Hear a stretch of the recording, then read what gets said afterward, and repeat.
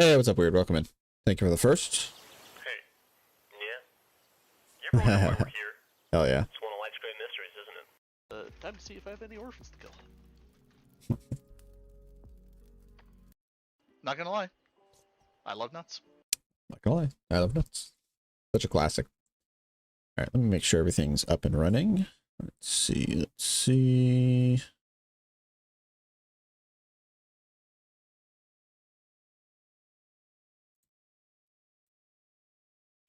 I think it's good over there.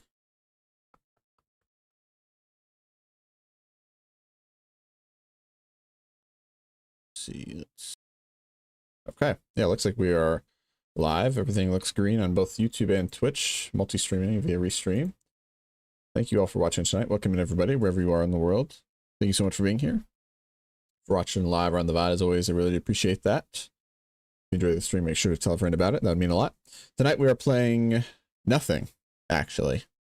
Not really playing anything. We're doing a little bit of prep for upcoming Traveler campaign. Mongoose Traveler 2nd Edition. Gonna be running a campaign for that in starting allegedly in the next month or so. So very excited for this. We got it's kind of a slight adaptation from Star Citizen for the planets and the lore and everything like that. But using the main base of the Traveler rule set. A lot of it, I mean, the main base of it is still very much Traveler, just pretty much adapting some of the base lore. So I'm very, very excited. Yo, Phoenix, what's up? How are you? Welcome in. Huge Mechabellum update coming soon. Ooh, damn. Grenade launcher fangs, ground wraiths with extra range. Oh, wow. That sounds awesome. That's awesome, man. Also, how you been doing? How you doing? Good to see you. Thanks for stopping in. That's really exciting to hear, though. Might have to hop back into it. I've been getting harassed, actually, recently to get back into Mechabellum again. And I've been, it's on my backlog. It's literally on my backlog of games to play. I've been really wanting to get back into it. That's cool to hear, though. I'm really glad that they're maintaining the game. But what we're doing tonight... Hey, what's up, Weave? How you doing? Good to see you, man.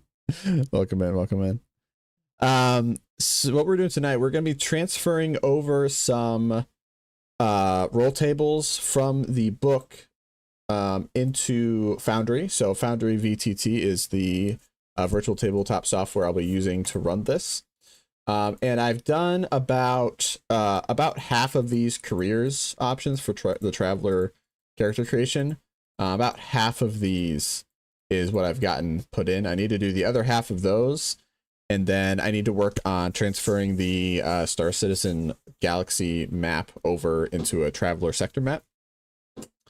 And also need to work on some NPCs. So if anyone wants to actually make an NPC that I'll use in the campaign, we can do that. Just let me know. We can actually roll a NPC for you here in stream.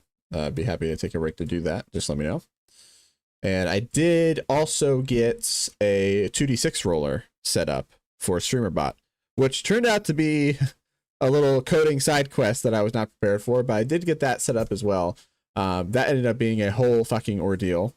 Not really an ordeal, but more like a, oh shit, wait, this is actually a little more complex than I was thinking.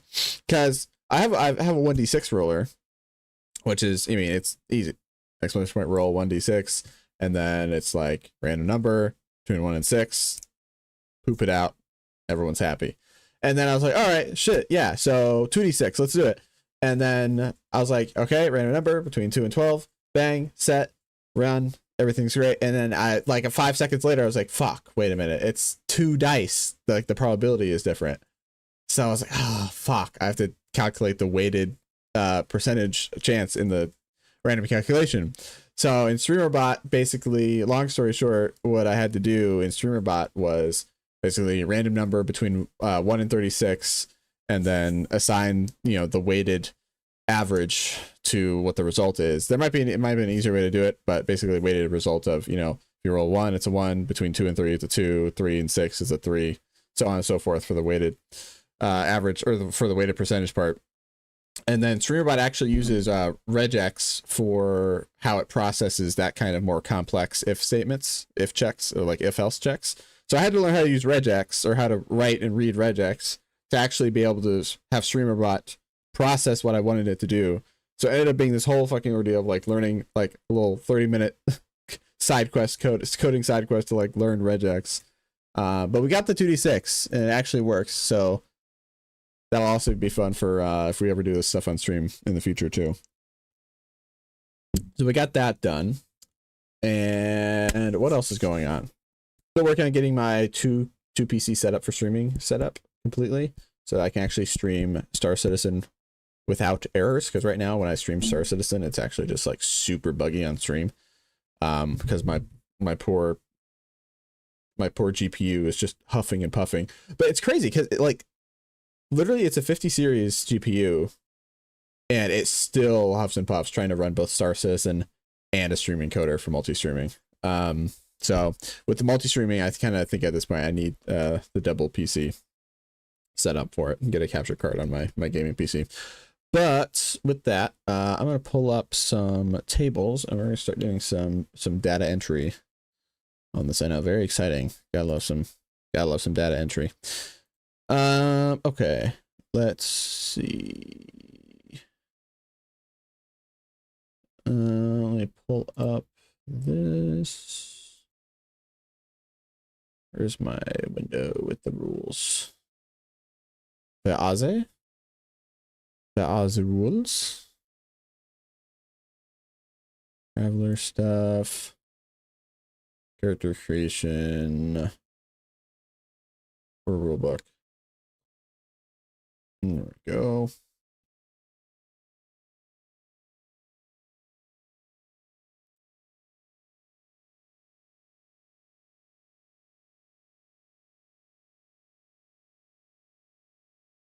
Can I make this Foundry to a half screen? Yeah. What does that look like in here? Looks kind of weird.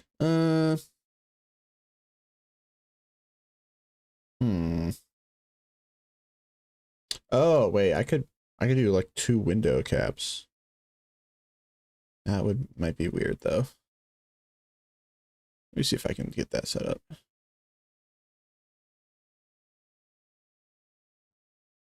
This.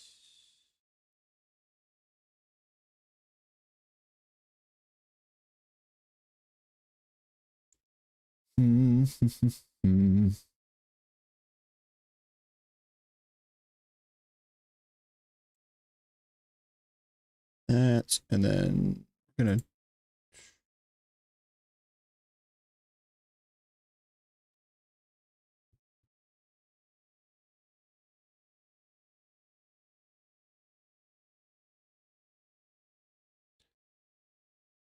sure.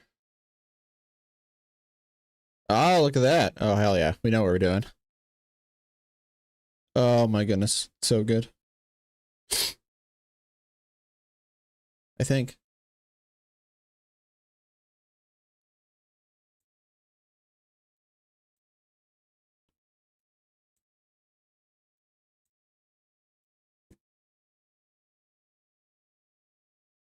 Yeah. Excuse me, that works. All right, so we got the rules. And we have Foundry. Hell yeah. Zoom out on this as well.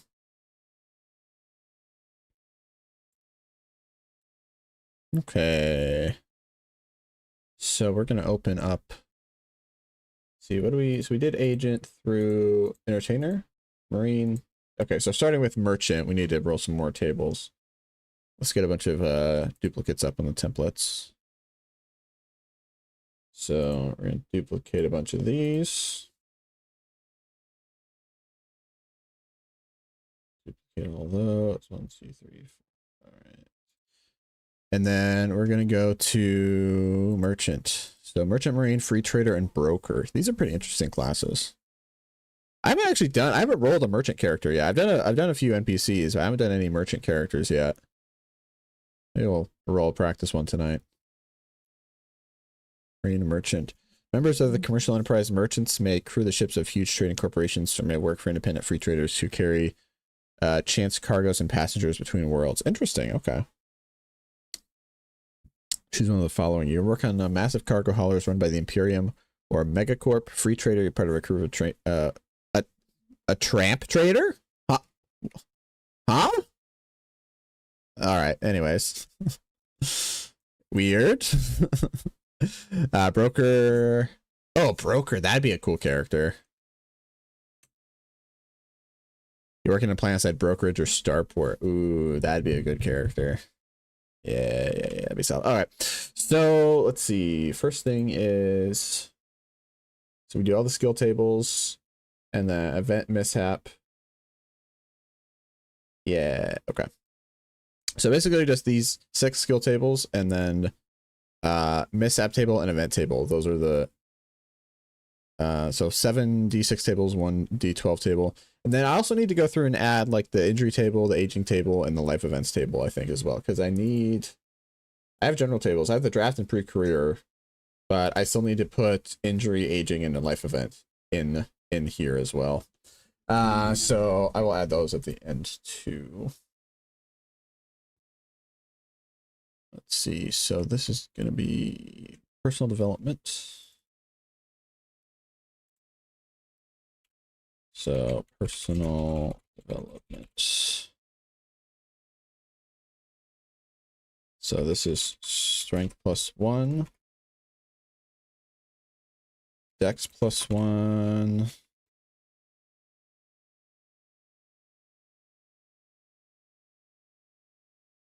dex +1, endurance +1. Merchant actually has a really good personal development table. They have like 4 stat upgrades. And then language and streetwise. Language is okay. Streetwise is good. Language is just a very situational skill to use depending on the type of campaign you're in.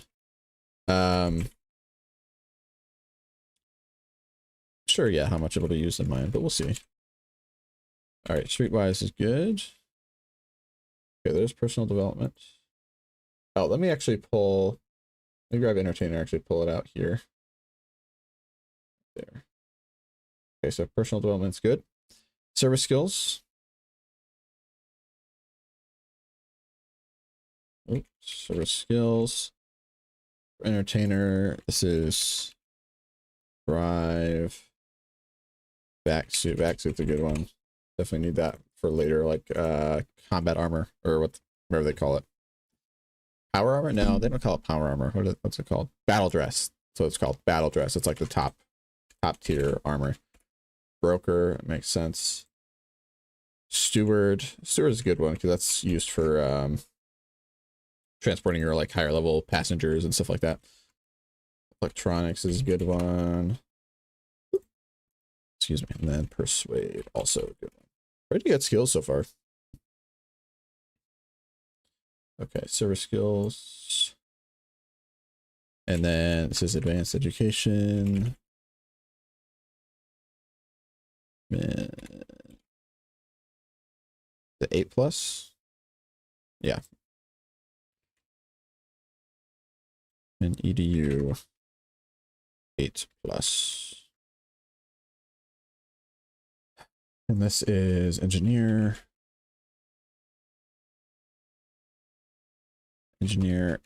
astrogation. Ooh, astrogation is actually a really good one.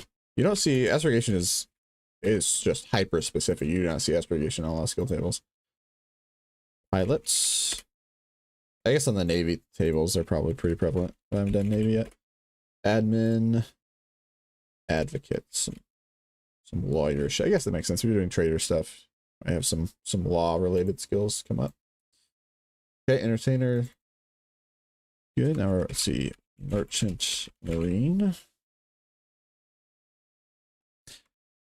CMDO pilot. Vac suit. Athletics, mechanic, engineer, electronics. Let's see. Athletics. Mechanic. Engineer, electronics. Okay. Electronics. Pretty solid for merchant marine.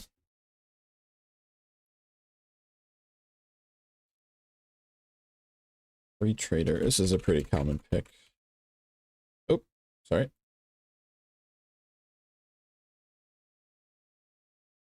Trader. Pilot spacecraft. Okay. I guess that makes sense. More like the medium-sized ship.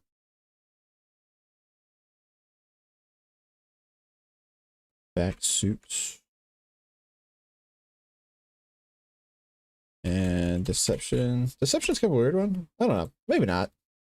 I mean, I guess if you're a free trader, you're gonna be like, you might, if you're doing illicit goods as a free trader, I guess that might make sense.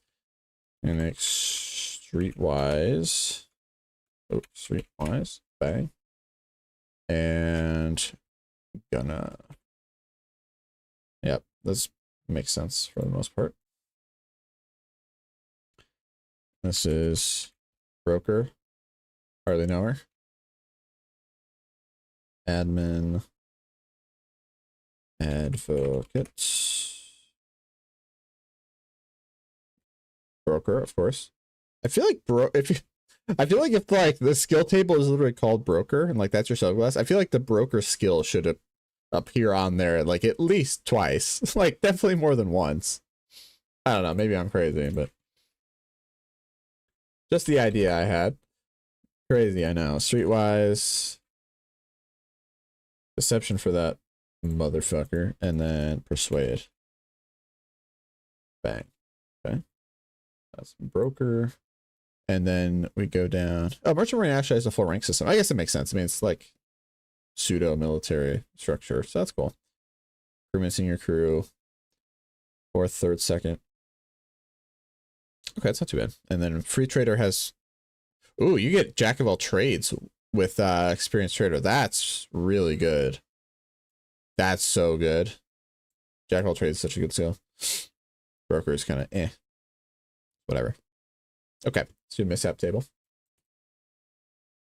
Mishap for this is actually I'm gonna just copy these.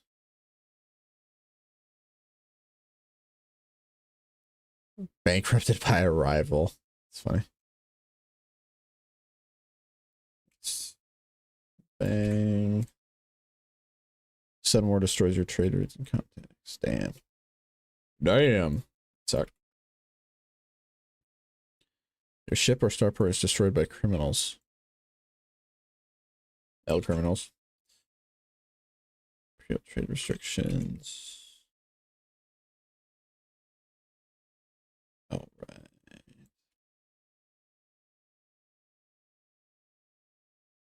Okay. There's the mishap table for. I realized I just did it stupid. It's for merchant. I pulled out the wrong table. That sucks. Is this all? All right. There's careers. Merchant. Okay. That was merchant. Broker. Free trader. Merchant marine.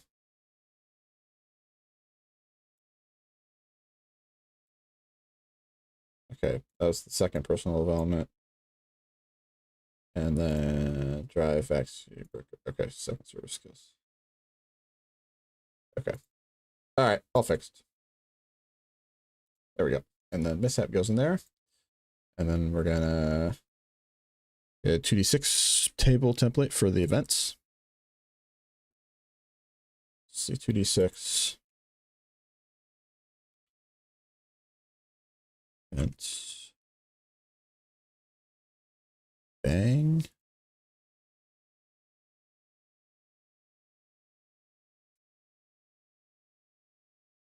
And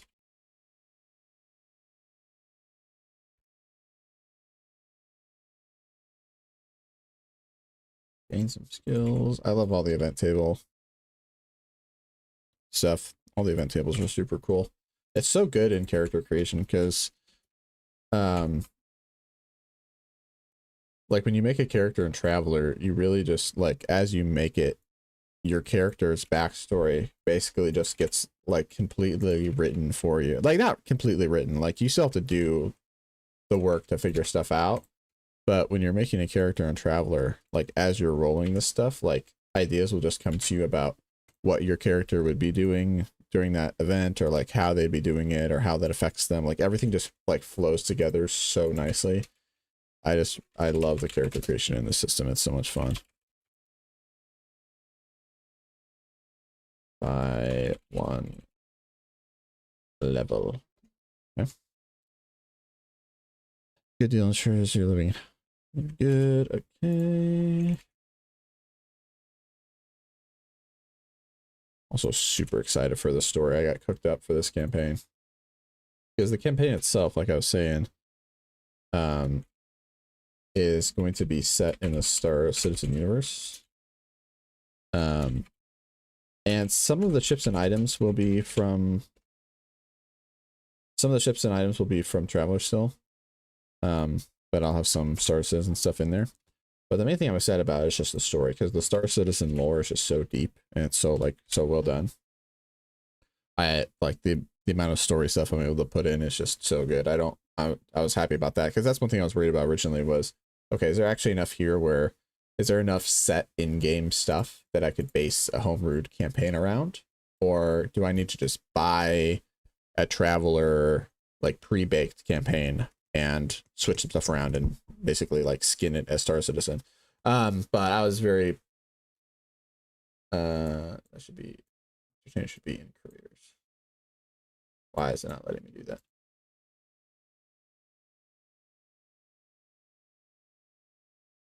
It's weird.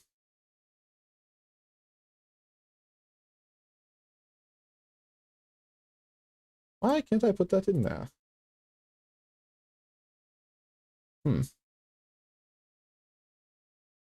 Why can't I nest that stuff? Oh, it's because it's something with permissions, maybe?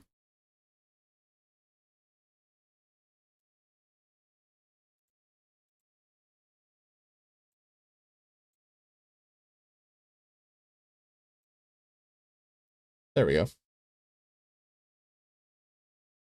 That's a problem. Raging with Mason. You got it. You got it. Why are you raging? What happened?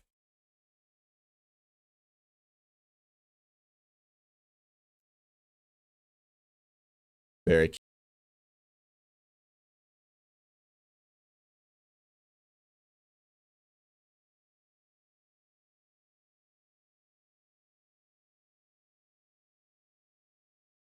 All right, cool.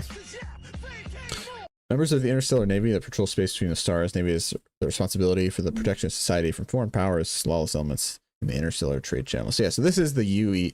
In the sense of our campaign, this will be the UEE Navy. Everything is going to line up pretty much exactly the same. It's just the name. It's not the Third Imperial Navy or whatever. It's whatever, blah, blah, blah. It's UEE. So it's pretty exciting. I'm really excited to get I need to get the High Guard book. So that tells you how you can build actual capital ships in game. Hey, what's up, Mason? And I'm really excited to try to build like a Perseus or a Polaris or an Idris or even like a Bengal carrier, like using the Traveler shipbuilding systems. And like for the campaign or something like that'd be really cool. Listen to me through Rob's mic. Excellent. Excellent. Hello, Mason, through Rob's mic. Actually, speaking of Mike, is he still addicted to Nine Kings, or is he gaming with you guys yet? That's so funny. Mason, how are you rage baiting Rob tonight? How are you doing that? This doesn't sound very nice of you to do that.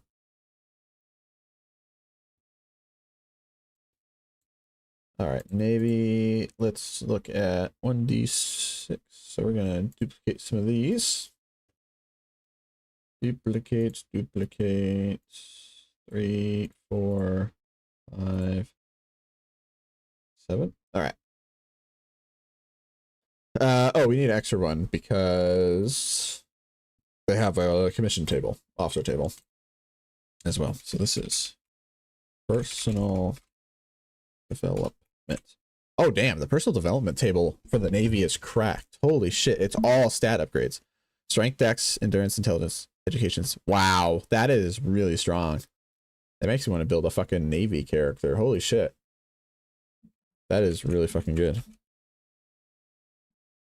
Strength plus, nope, nope. Oh, there we go. Strength plus 1. Dex plus 1. Endurance plus 1. Intelligence plus 1. Education plus 1. And social status plus 1. Yeah, that is really, really good. The fact that you're guaranteed to get a stat upgrade if you roll on the personal development. It's just like really, really nice. Okay, this is service skills.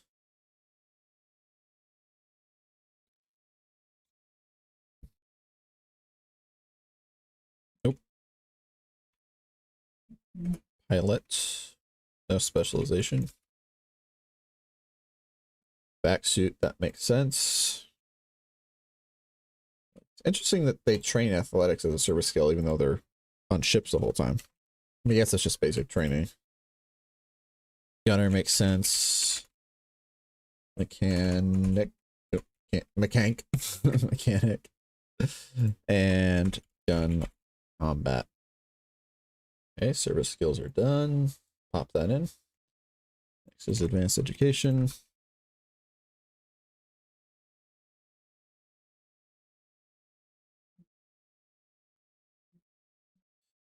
UA plus electronics. Oh, another astrogation. Interesting. So far, the only two tables I've seen with astrogation have been the Merchant Marines and the Navy tables. I think Merchant Marines might have been a service skill. In this one, it's just it's an advanced education role though. Engineer. There are very few opportunities from what I've seen for players to actually get astrogation, and that's a very a very important skill to have, because if you fuck that up, you're yeah. Let's just say I get to have some fun, figure out what happens. Maybe this is the officer skills. Commissioned only. Only officers. Alright, officer skills. Leadership. Makes sense. And electronics. Leadership and tactics. The leadership and tactics skill in Traveler 2e, how it works is really, really fucking good. Melee, oh, blade specifically. I guess that makes sense. For officer. Get a cutlass or something. Admin. And then, yeah, tactics, naval also makes sense. So, from my understanding, so the tactics, basically, I'm trying to remember what it is. I think it's at the beginning of each combat, you can roll a leadership check. And the leadership check, basically, it has a set DC, or a set qualification level to get to pass. I think it's just an 8. Leadership check of 8. And then the effects by which you beat it. So like, let's say if it's an 8 and then you roll like a 9, it'd be the effect of 1, or if it's 10, an effect of 2. The effect is how many boons that your character can give out through your leadership skill. So it's basic. A boon in Traveler is not like a D&D boon where it's like a special feat. It's a boon in Traveler is basically rolling with advantage, is the equivalent of rolling with advantage in D&D. So instead of rolling 2d6, you roll 3d6, drop the lowest. So at the beginning of every combat, like your infantry officer, he's going to be doing his leadership check, rolling to see how well he does. He gets an effect of 2. He can hand out 2 boons to anyone in his party. He can't stack them on the same person, but he can give out 2 boons to 2 different people in his party, which is just really, really strong to be able to do that. And then they can use that on any roll during that combat. You can't save it. And then the tactics roll, I think the tactics roll has to do with initiative. I think that if you have tactics, like besides just using it for like a normal check for something random, I think you can use it for your initiative roll during combat. I think, but I have to double check on that. I don't fully remember. I need to double check the rules. Advanced. All right, this is officer for commissioned. Okay. And then now we're doing line or crew. Line or crew. Electronics. This is mechanic.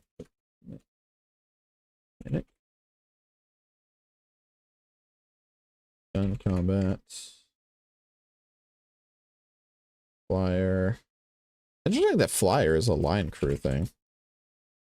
This would make sense. In this game, flyer does not mean like flying a space fighter. It means, or a starfighter, it means flying like like a in gravity fighter, like an atmospheric flyer. It's kind of weird that they'd have it in there. I mean, yeah, I guess that'd be something if you're like flying like a drop ship down into the atmosphere or something. I guess that would be what that is. Okay, there's line crew. This is for engineer slash gunner. Oh, gosh. Engineer. Makes sense. Mechanic.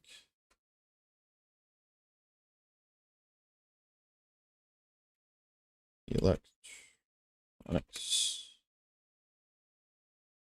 Engineer again. This table seems to be heavily weighted towards the engineering side of things and less so towards the actual gunner side of things, because on the engineer slash gunner table, engineer, you get engineer, mechanic, and electronics. And then like that's all engineering stuff, obviously. And then one entry is gunner, and then flyer. For some reason, also flyer is in there. I don't understand that one. Yeah, rolling a 6 on that would suck if you're trying to be a gunner. Okay, that's engineer gunner. And then flight.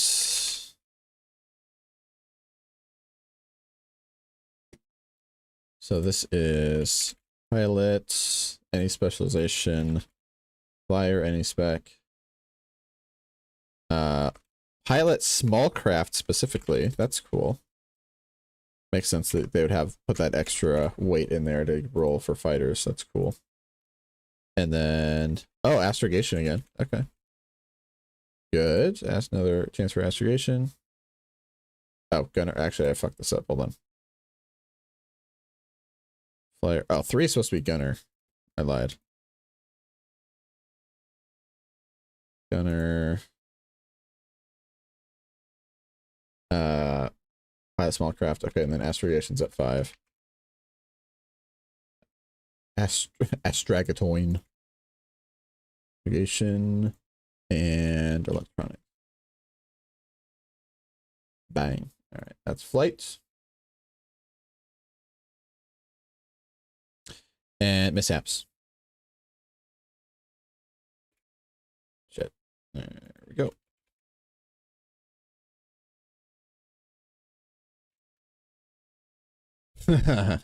Is Mason too much for you?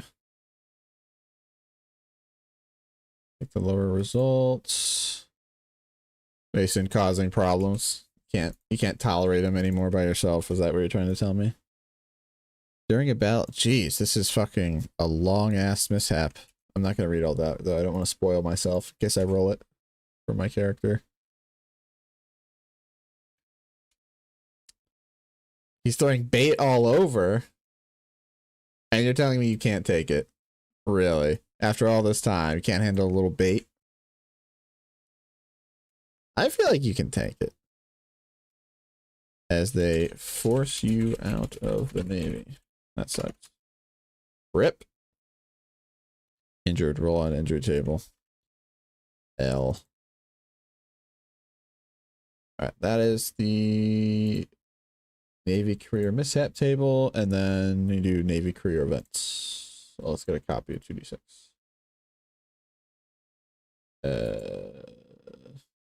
Eight. You want me to put the hammer down? Oh, damn. Damn, quick on the fucking draw. Holy shit. I couldn't even get my mouse over to my other screen in time.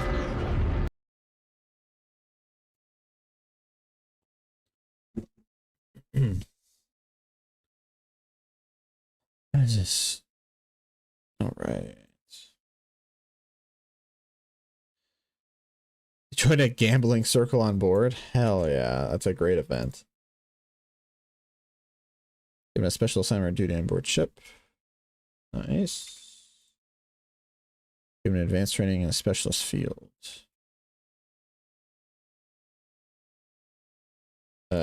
In any skill you already have.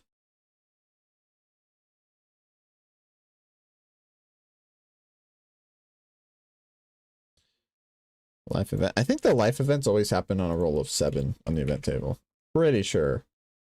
What I've noticed. I haven't noticed anything different so far.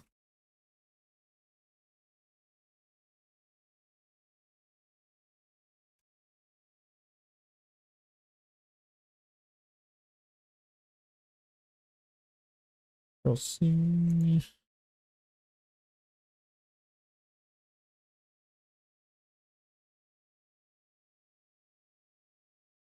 And +4 to your next advance.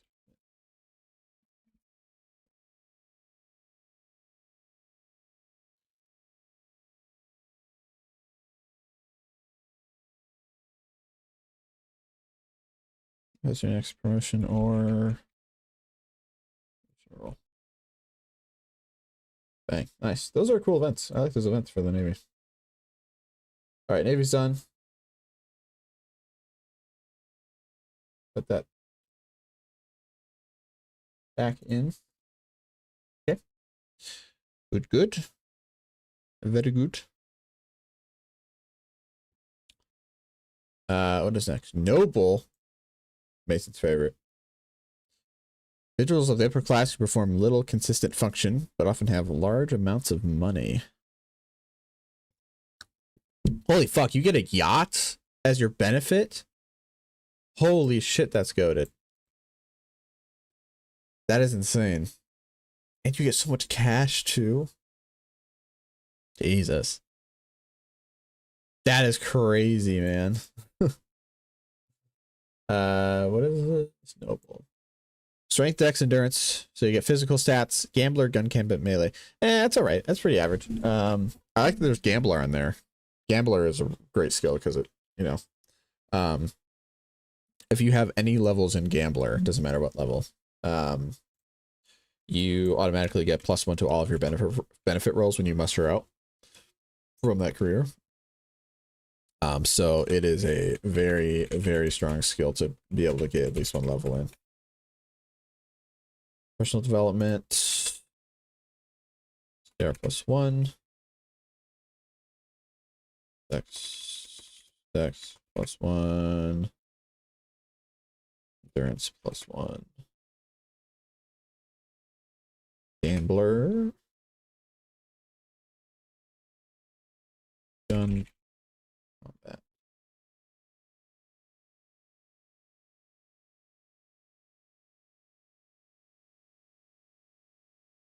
Okay. Service skills.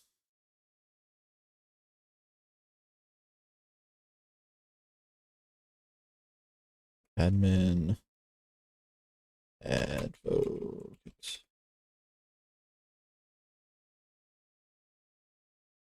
Chronics. Diplomat. Oh, you don't see diplomat a lot, actually. I guess that makes sense. For a noble. Investigate. But yeah, all those make sense.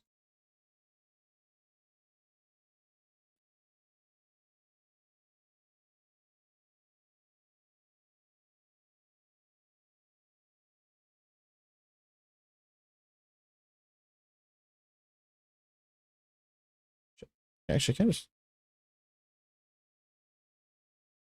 Yeah, it's all capitals.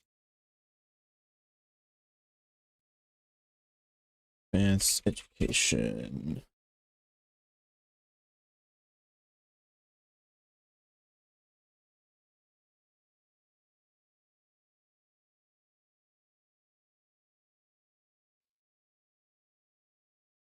All right, and this is science. Advocate again. Interesting. A lot of advocate skills for this specialization. Kind of weird. I guess it makes sense. Language. Leadership. Diplomat. And Bart.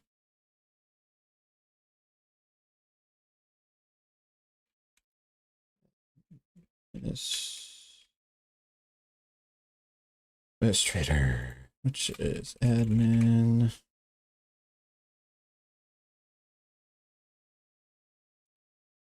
Advocate.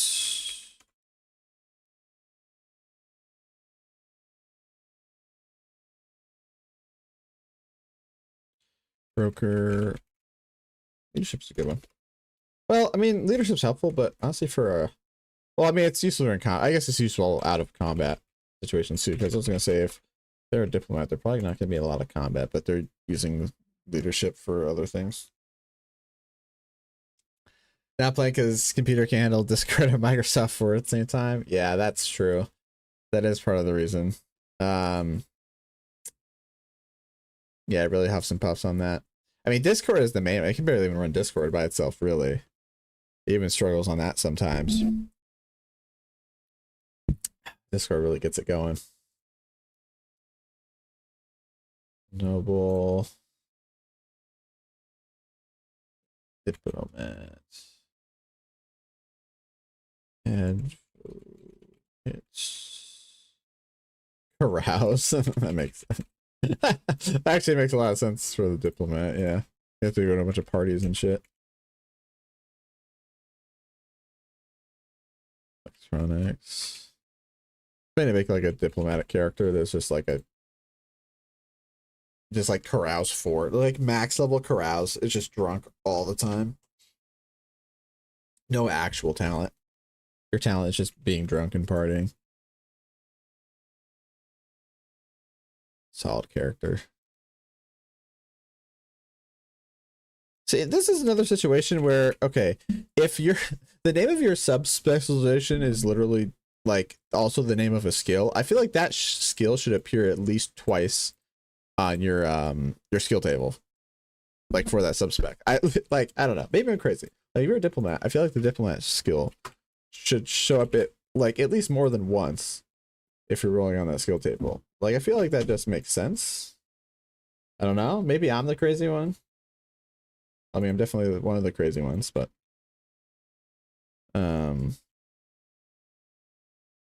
I don't know. Browse, that makes sense. Except point exception. Liar. Samwise, I mean Streetwise. Speaking of Samwise, actually a couple movie things happening. So they are releasing they're releasing a theater run of the extended edition Lord of the Rings movies. I think in January or something, January, February next year. Which I mean, honestly, I say next year, it's really not that far. It's like a month away, like a month and a half, 2 months away. But yeah, it's gonna be extended release, or extended versions of Lord of the Rings movies, all in theaters. They're gonna play each one for a few days at a time. They said Alt F4 in the pilot seat. It sounded like someone might have baited Mason then. That's actually crazy. That's awesome. But yeah, so they're doing the extended editions of all the Lord of the Rings movies in theaters, and I don't like. I would love like to watch those in theaters, but like I don't know if I want to go see the extended edition in theaters. Like if I want to watch the extended edition, I feel like that's more of like a home thing, not in a movie theater thing. Like that's a long time to be in a movie theater with a bunch of other nerds. I don't know if that's something I want to do, but it's very tempting. The other new movie thing that's happened that is very important and also good is they're officially retconning this Star Wars sequel trilogies. If you've not heard about this, shame on you. But anyways, it's very, very happy about that. They're officially saying, yeah, they sucked. We hate everything about them and they don't count anymore, even though we spent hundreds of millions of dollars wasting everybody's time with dog shit movies.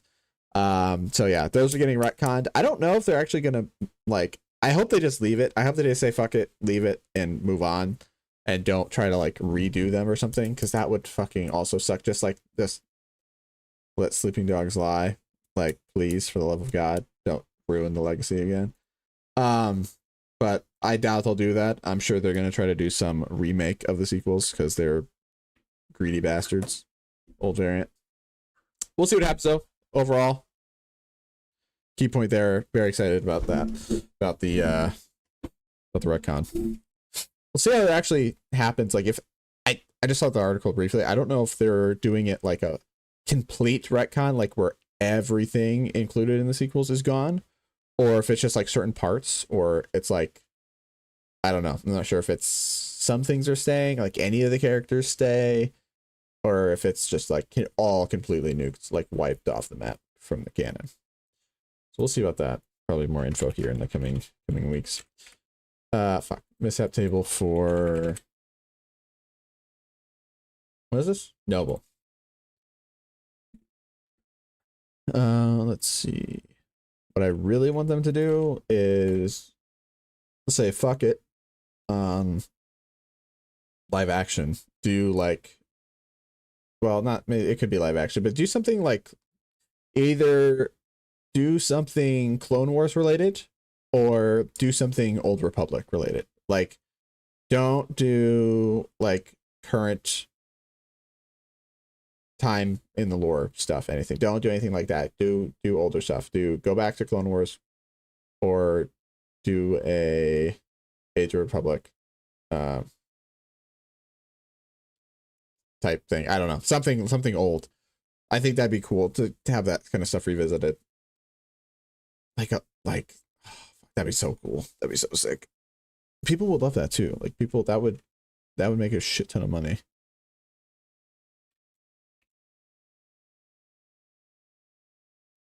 Lose one sock. Disaster of war strikes. Bang. Political maneuverings usurp position.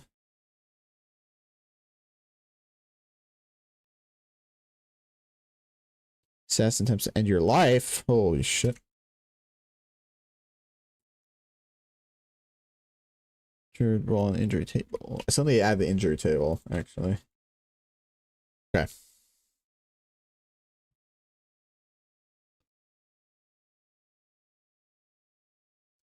Alright, mishaps are done for nobles. Now we just need events.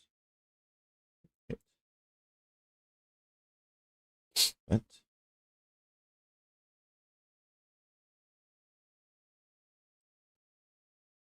Mishap table. Challenge to a duel. Oh.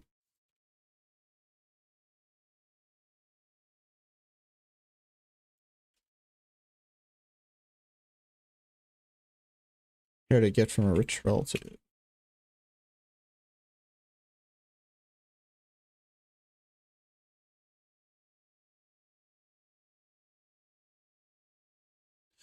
But also gain a rival. Life events. Yeah, life event is just always on a 7. Always a 7.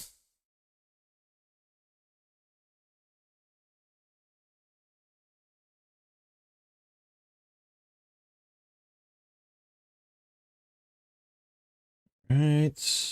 Manipulate. Charm your way through high society. Alliance with the powerful and charismatic noble.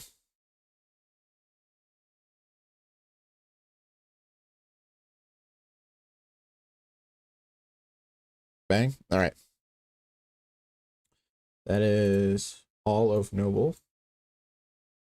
Done. Now we're at, so we have 4 left. So prisoner, rogue, scholar, and wait. Oh, we have prisoner here. Ooh, yeah, we'll take prisoner. We should probably put prisoner in. We'll do rogue first, and then we'll go down to prisoner.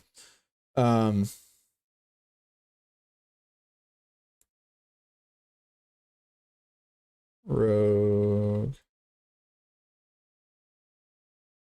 So we have thief, enforcer, and pirate. Yeah, these are pretty good sets. It's all 6s across the board for survival and enhancement. Oh. Pirate rank 5 gets the leadership one. It's pretty good too. Oh, I like that you get the choices on a lot of these. Gun combat or melee, gun combat or melee, pilot one or gunner one. Yeah, those are, whenever you get a choice like that, that's really nice. Okay. Duplicate. 3, 4, 5.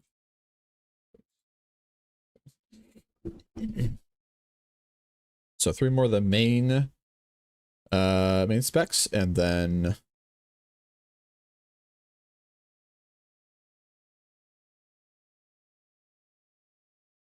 main specs, and then you'll do prisoner.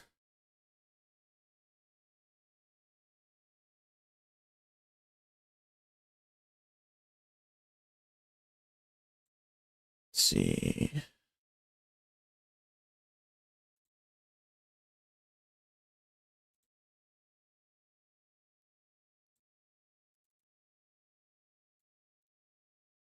Pardon me, I check something real quick.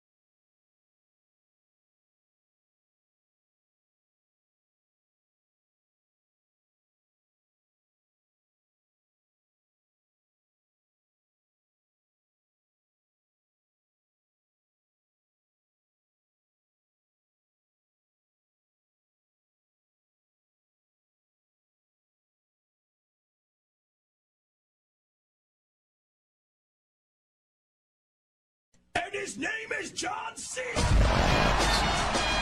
Hey, what's up, Mug? How we doing? Happy Monday. Welcome in. Hope your Monday is doing well. Well, it's going well, I should say. All right, where was I in this? Sorry, I got distracted looking at something else. We haven't done any yet. Okay, rogue personal development. Yeah, so Mug, welcome in. We're working on campaign prep for my upcoming Traveler Second Edition, Mongoose Traveler Second Edition campaign with some Star Citizen flavoring. Right now I'm just transferring all the character creation role tables into Foundry VTT, Foundry Virtual Tabletop. That's what we'll be using to actually run the campaign. So I'm just getting all the information from the rulebook into Foundry so that everything's in Foundry that we actually need for character creation and all that for when the time comes. It's not super essential, but it just will make life a little easier. And it will also be something I can create and bundle up into a module for other people to use as well once I actually get these all figured out and set in there. Yeah, glad you're in here, man. Hope you're doing well today. So this is personal development. And let's see, so we have corrals. We have Dex +1. Sorry, like earlier I had someone come in and tell me there's actually a new update for Mechabellum happening. One of my old Mechabellum friends I used to play with. He came in Phoenix Flight. He came in and told me about it. Funny, sounds pretty fun. Gun combat. Okay, personal development done. Let's do service skills.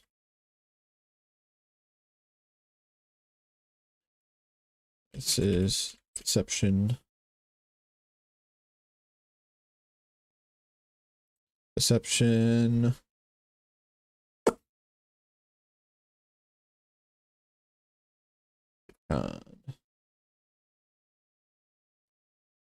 Athletics. Gun combat. Stealth. And streetwise. Why is that grayed out? Streetwise. Oh, because I locked it. Okay.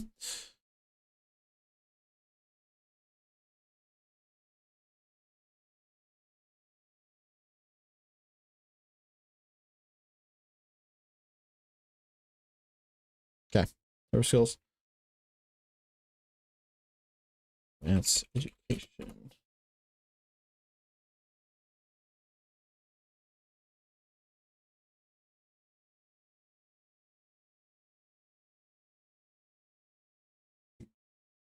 It's kind of weird that, oh no, it's 10 plus. Kind of weird that the advanced education for a rogue would be higher than for like a lot of other classes. It seems a little strange to me. I don't know. Not sure why that would be. Maybe like what they do is harder to learn because it's like more like experience learned rather than like book learned or something. I don't, maybe that's why. No, but education literally is like book learning, like how good you are at learning things. But I mean, maybe they have to adapt more, so it's harder to learn. I don't know. Kind of interesting. Wish I could sit down with the creator and ask some of those kinds of questions. Along with like some of these skills, like subspecs, like broker, that don't have more than one broker entry on their subspec skill table. Okay, rogue. This is thief. Stealth. And electronics. And recon. And streetwise. Damn-wise.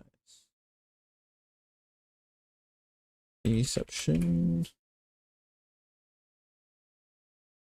Athletics. Thief is done. This is enforcer. Enforcer has gun combat. That makes sense. Enforcer has melee. Also makes sense. Streetwise. Persuade. Athletics. Drive. Okay. Last one is pirate. Pirate goes. Pirate has pilot. Astrogation again, makes sense. This is one of 3 subspec tables I've seen that have astrogation now. Very few options. Astrogation. I guess there might be like an event somewhere along the lines where you can just like take it for free, maybe. Interesting that it appears so little.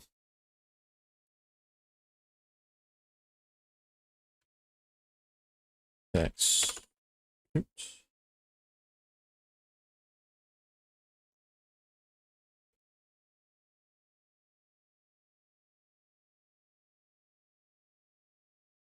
All right, I'm gonna do mishaps.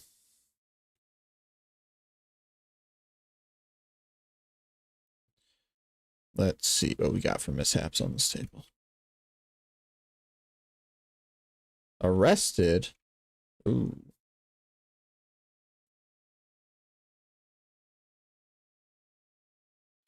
Interesting. So the mishap table on this one makes you a prisoner pretty easily. Career in your next term. So yeah, so this career, that's 2.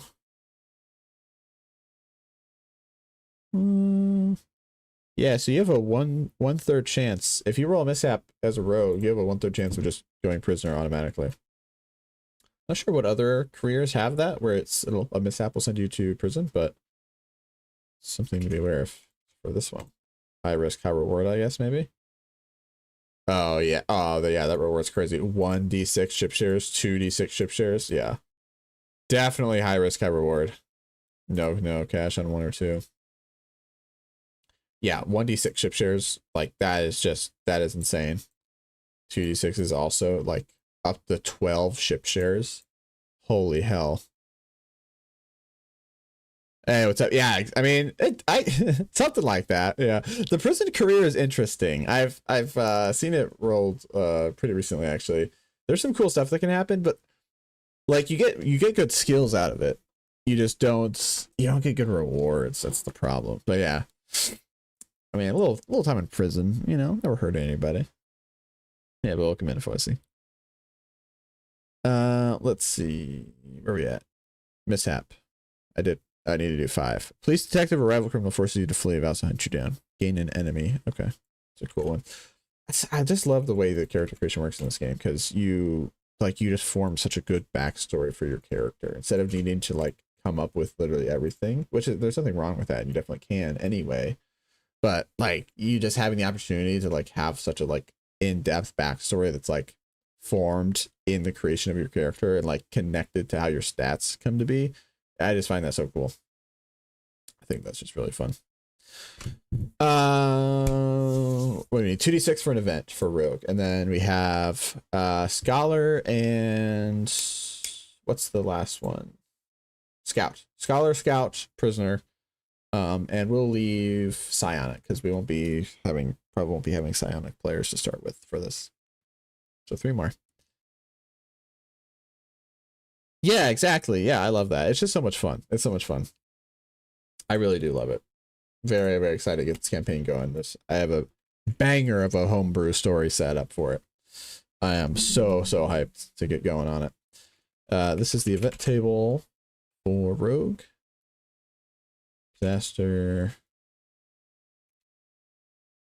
And also speaking of, for anyone who's coming recently, I guess I haven't said this, but if you do want to have an NPC who will appear in the campaign, we can if you want to have an NPC appear in the campaign I'm running, just let me know and we can roll it up here on stream actually. So we'll roll up an NPC for you, and the party is full for the campaign. I have all the players already, but I need more NPCs. I have like 5 or 6 so far, but I need a lot. I need a lot more.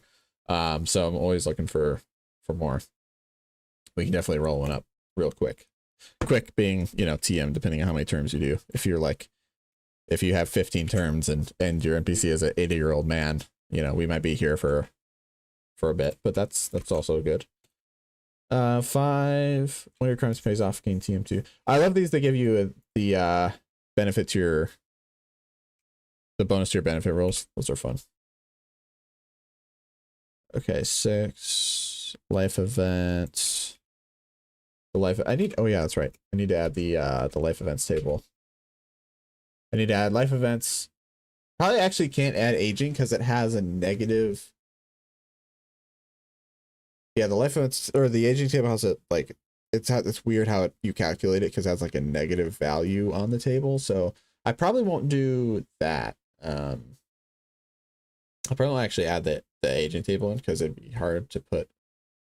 Well, I guess I could just put it in a rollable table for reference and then just not actually roll on it, because I don't think you can add like a natural like subtraction from an automatic roll in this. I might be wrong though. We'll see. I'll do some investigation on that. But at the very least, I can add the life events and injury table. So I need to add those as far as like the general tables go. That is number 8. All this. That is number 9. Gambling ring. Ooh, gambler one. Love the gambler skill. Crime Lord considers you his protege. That's cool, actually. This is 11. Oh. Seed.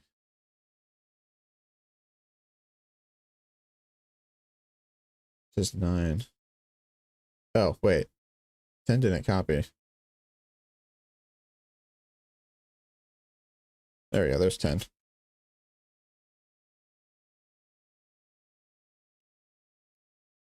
Crime Lord consider use his protege. Gain either tactics when military or gain +4 to your next advancement roll thanks to their aid. Ooh, that's a good one. Nice. Advancement roll. Thanks to their aid. Commit a legendary crime, you're automatically promoted. Fuck yeah, that's a nice box cars. Legendary crime. All right, that's the event for Rogue. All right, Rogue is done.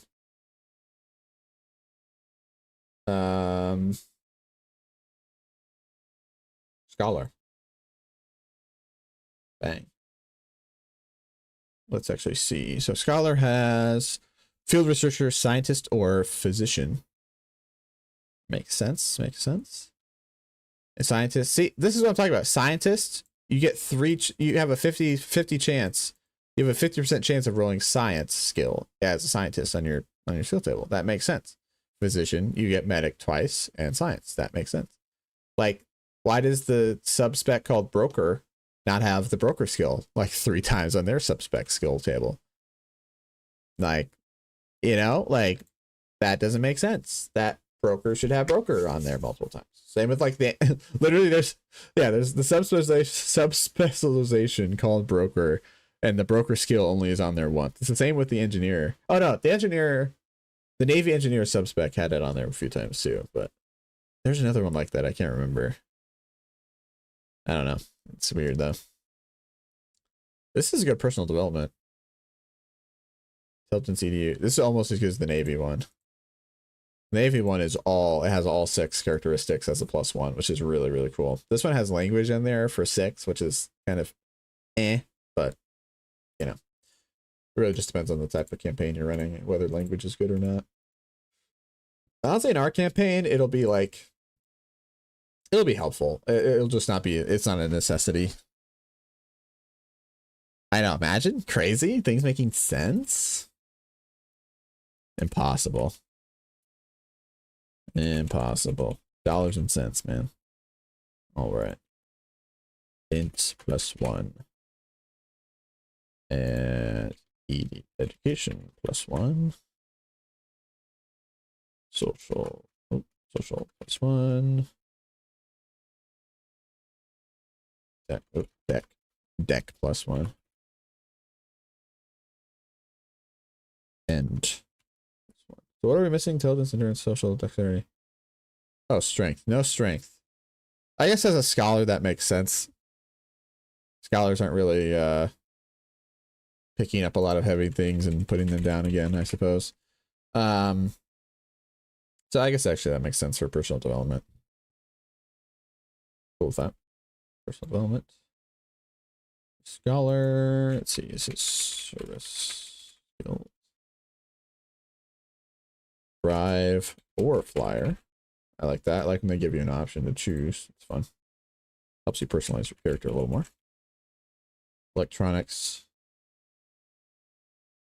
Diplomat. Medic.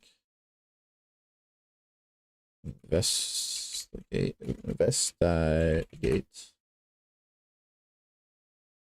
Science. Imagine that. Okay. This is advanced education. And you see this one, it makes sense for advanced ed to have a minimum education of 10. That's the other thing is the rogue, so like the thief, criminal, pirate subspecializations, their advanced education requirement was I think a 10. I did the wrong thing. So like that's like that one's like that one should be an 8 like the rest of them. At least in my opinion. Advocate makes sense. You're gonna be like arguing like your paper, debating and stuff. Well, actually, I don't know, because advocate in this game is actually more like legal law, like laws and like courtroom stuff. Maybe like some laws regarding like the science you're coming up with. I don't know. Engineer makes sense. Science obviously makes sense. Scholar. All right.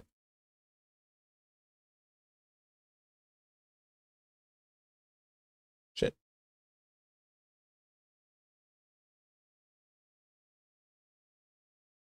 Researcher. Field researcher.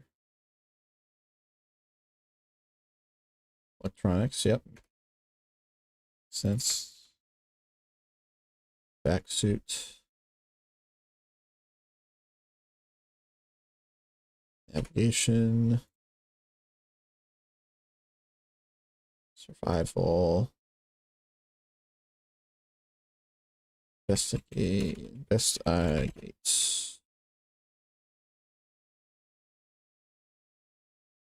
Science. That makes sense for field researcher. I like that.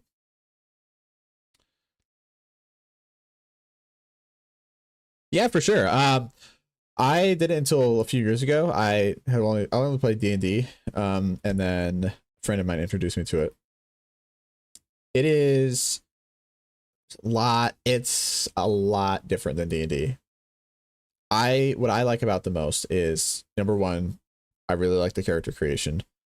It is by far the most fun I've ever had making characters has been in Traveler. It is just such a fun experience. I'll actually probably just do, once I'm done making these tables, before I start working on the star map conversion, I'll probably just roll like an extra character. The character creation is so much fun. I love it. The system itself is definitely more on the grittier side of things compared to D&D. Like it's more like along the lines of something that you'd expect in Pathfinder. Like there's a lot of more like extra rules as far as like certain mechanics go, which I really like. But to go along with that, there's also a lot of skills, a lot more skills present than either like something like D&D, which that lets you have the opportunity to do a lot of different role play, because the way the skills work is, actually I'll just pull up a character sheet to show you. So let's just pull up old Richard Wentworth here. So if you're rolling a skill, and let's say I ask you to do an investigate, like let's say you're investigating something and I ask you to roll an investigation skill, you can theoretically use any of your base characteristics along with your specific skill, your specific investigation skill. So if you're investigating a murder, for instance,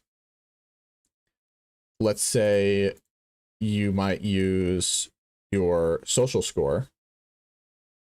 You might use social to investigate because you're interrogating witnesses of the crime or people who gave a testimony. That might be an example of why you would use your social characteristic plus your investigate. Or you might do something like intelligence and investigate. You might be like jotting down your notes in your diary about the event and thinking critically about the evidence and trying to figure out what happened with the crime.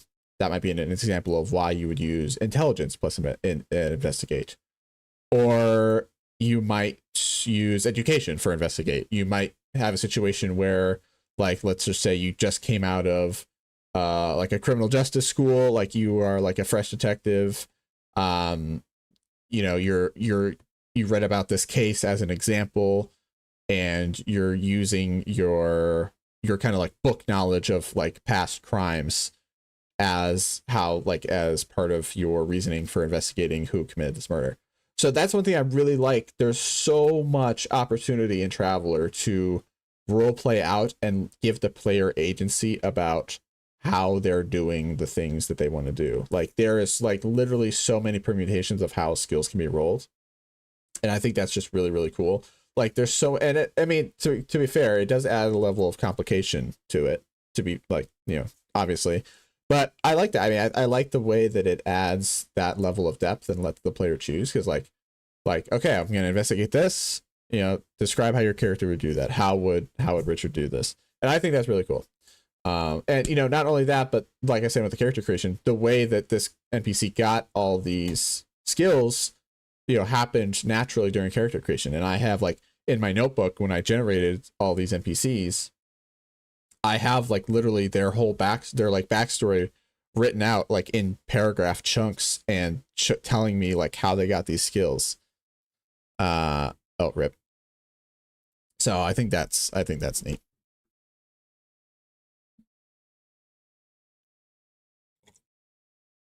I'll go back to adding tables. Let me see. Rollable. What else do I need to do for Scholar?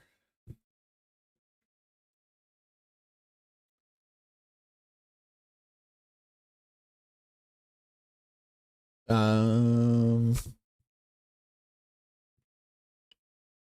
do I have? Service skills? Oh, field researcher. Did I get, okay, I got all field researcher, which means we need scientist. Okay.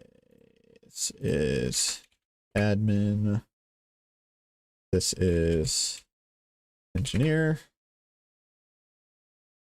This is science. Science. Electronics. And science.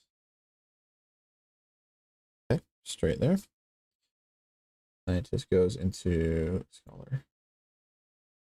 Okay. This is physician. Shit. Physician. So I'm not sure how long I spent. Just let me know whenever you're back, Bo, and I'll continue my yapathon.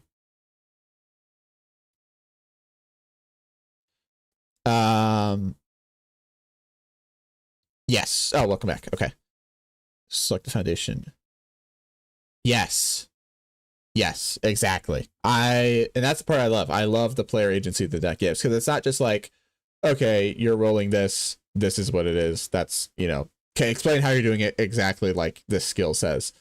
It really gives you an opportunity to say, like, okay, can I do it like this because because this is what how my player would do it. It really gives an opportunity, because like two different players they're gonna both be rolling investigation in two various different ways. So yeah, character creation, the amount of player agency and skills, and basically the ship and vehicle customization and creation system. So let me actually pull up another document to show you, which is trailer stuff. Bang. I'm not sure if you can see that. You can. Okay. So this is all of the core ships given to you in all the ships given to you in the core rulebook. They have detailed deck plans that you can use for them. And so these are just some of the ships you can have in the core, and this is only the core book. There are a lot of expansion books with a lot more ships, so that's just some of them. But not only that, but the core rule book and an additional ship specific book called High Guard, they give you a detailed method of how players can build and construct their own ship, and kind of very in-depth methods for doing that. So it's another thing where, okay, yes, kind of a very like gritty, complicated system to go through, but like once you learn it, it's not that bad, and two, it provides such a level of depth to the game where like it really, you get from this game as much as you want to put into it. Like as much effort as you want to put in to going all in on a Traveler, it will give that back to you. It is so cool to be able to, as a party of players, like you're working up, you're grinding out credits, like you're making a bunch of money, and you can work together on designing your own ship and then having it built in game at a shipyard and getting to customize it and doing all that kind of stuff. Like that is such a cool feature to me because I'm a huge sci-fi nerd. So the idea of getting to like literally like plan and map out and build your own ship with like deck plans and everything, that's just so cool. D&D 5e did something similar to this with the Bastion system that I really liked. It's not something that's used all that often, but I thought the Bastion system was actually really, really cool. It's think about like the Bastion system from 5e, but just on steroids and created, 50 years ago. So it's a little bit clunky, but it's really, really fucking cool, and I like it. So that's three main points that I find interesting about Traveler: character creation, player agency with skills, and ship and vehicle building customization. All very, very fun stuff. So anyways, back to this. Where am I at? Position. So this is medic. This is electronics. This is investigate. Oh, nope, not that. Medic.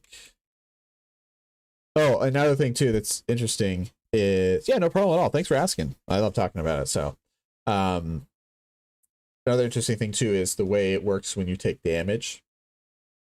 So wait, let me get this one finished and I'll show you.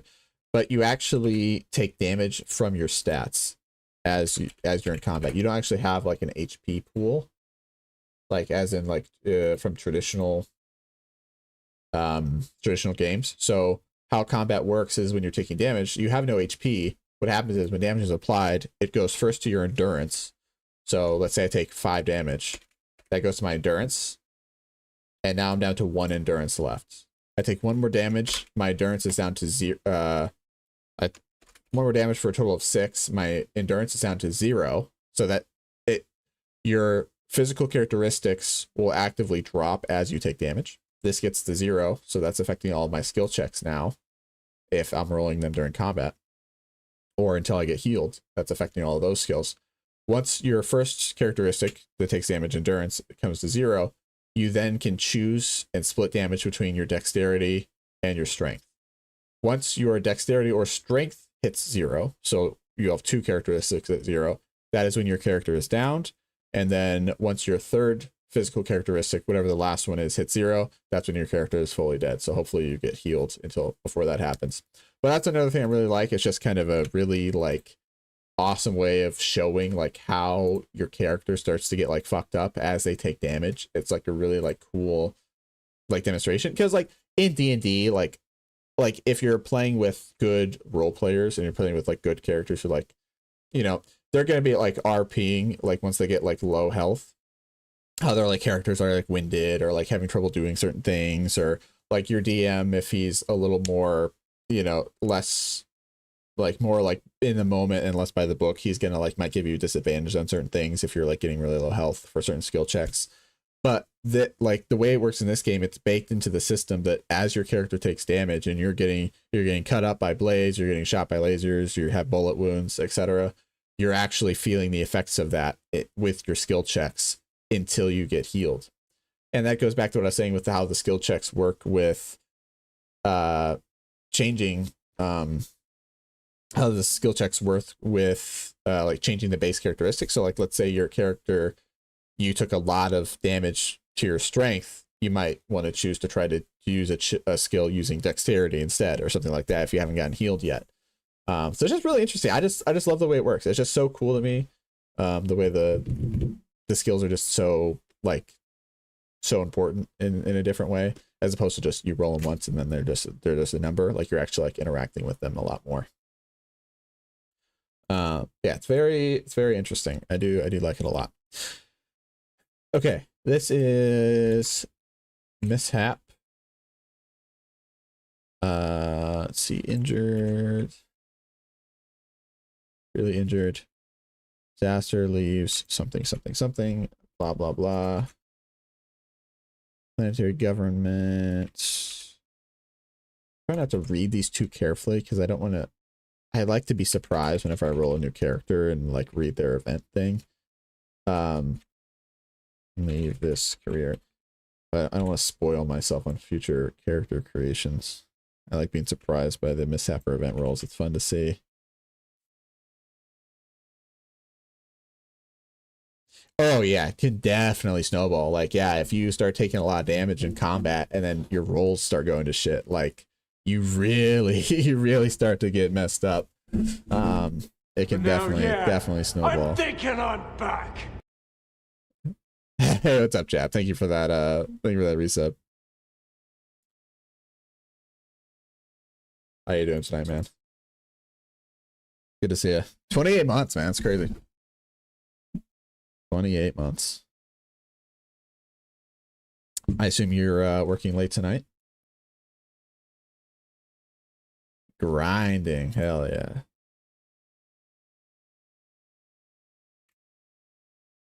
Hell yeah. From this career, but you do not have to leave.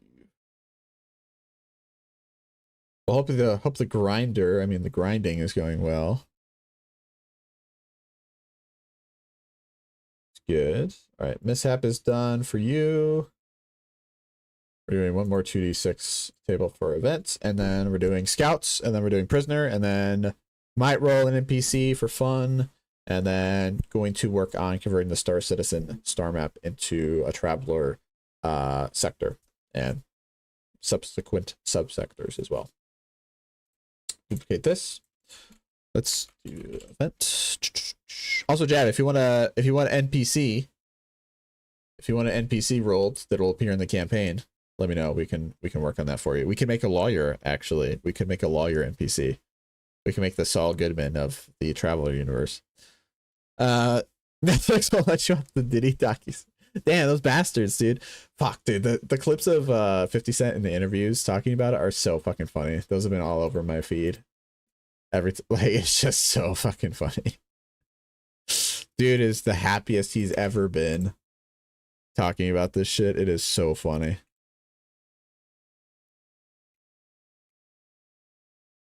So funny.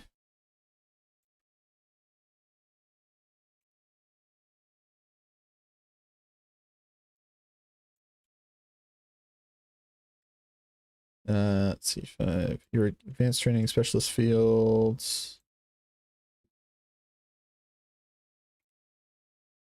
Bang. Life event on the 7, of course.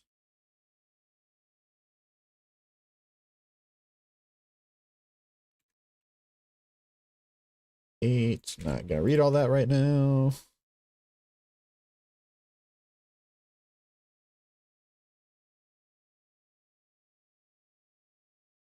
Bang. 10. Worked for an eccentric but brilliant mentor. He becomes an ally. There's increased science by 1 level or DM+4 to your next advancement roll thanks to their aids. Excellent. Workplace to considerable breakthrough. Automatically promoted. All right. There is the event. For Scholar, that's all we need there.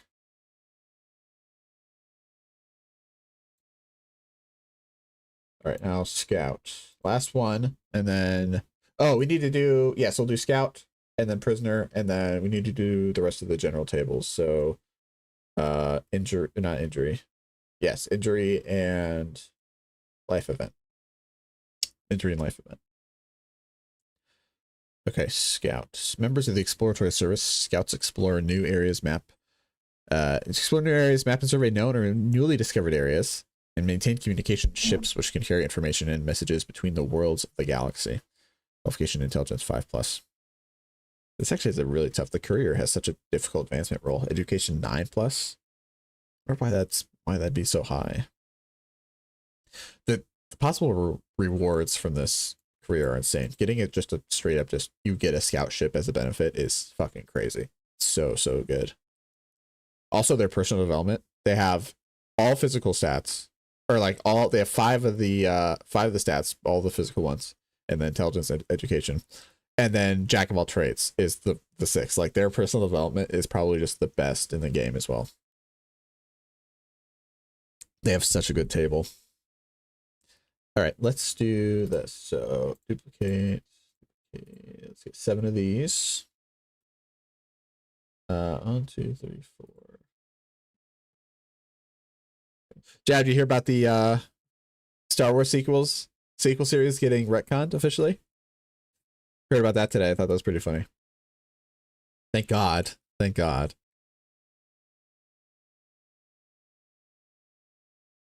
He did not. Oh yeah. Age restricted. Yeah.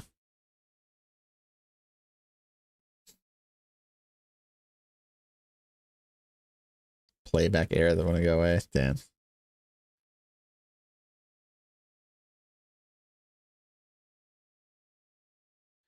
So STR. They should have a show that's like reverse age restricted. That like only people like below a certain age can watch it. That'd be funny. No old people allowed. Reverse age restriction would be funny. That should be a thing. Someone should invent that. Rob, how's your rage baiting with Mason going? Have you gotten him back at all? I feel like you should just like you gotta fight fire with fire, man. I feel like you gotta fight back. I don't know, you can't let him just best defense is a good offense, you know, you gotta throw some hits out there. Oh, Mike, okay, well you got an ally. You're good. You're good. That's crazy. Something juicy is about to be spilled. That's crazy. Damn, big Netflix one to cover it up. Did Netflix buy like Warner Brothers or something too? Am I crazy? Or did that happen? I thought I saw something about they acquired Warner Brothers or something. Or some other major film studio. There's an agreement. Okay. Personal development. Hostile takeover. Fuck them. Hiring the hiring some PMC mercenaries to go in. Oh yeah, I bet. Yeah. Fuck, dude. It'll be like the Coca-Cola mercenary group they sent to South America. Gonna be a crazy hostile takeover. That's such a funny story. I love that shit. Service skills. Let's see. Pilot. This is small craft or a spacecraft. Excellent.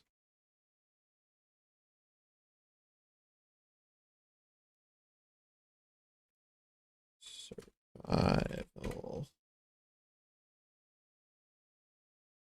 Mechanic.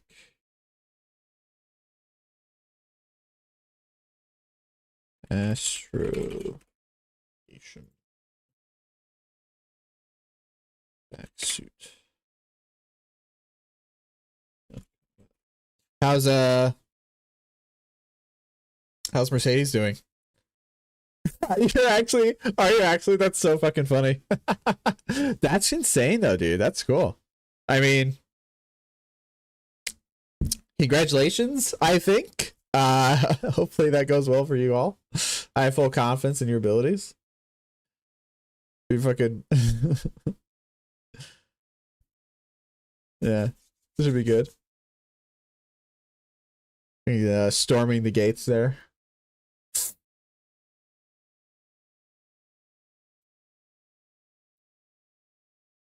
Let's see. Scout, that was personal development, service skills, already advanced education. Oh, season's over? Okay. I mean, yeah, finishing second. Not too bad, but, you know, if you ain't first, you're last. But, you know, we'll take it. Could have been a lot worse.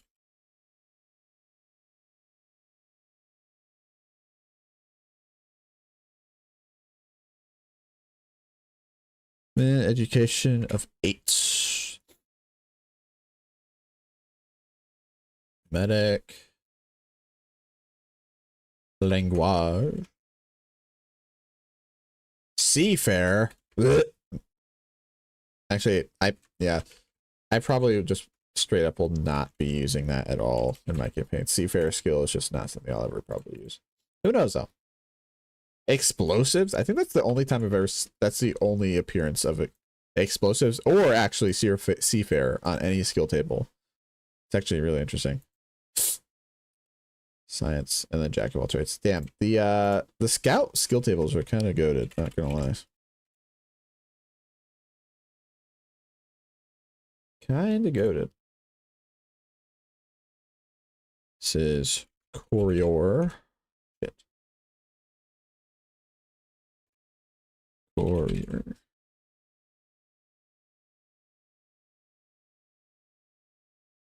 Electronics. Flyer. What are you gonna do now if your F1's over? How will you survive?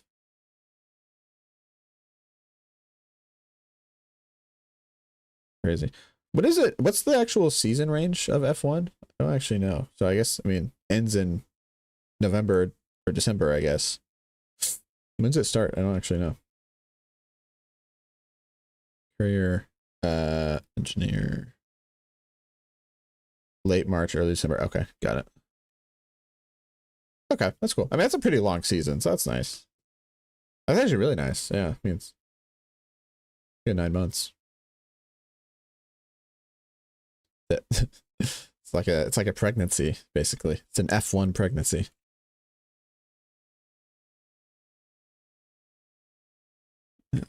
Athletics. Oh, no, actually type. Athletics. Astrogation.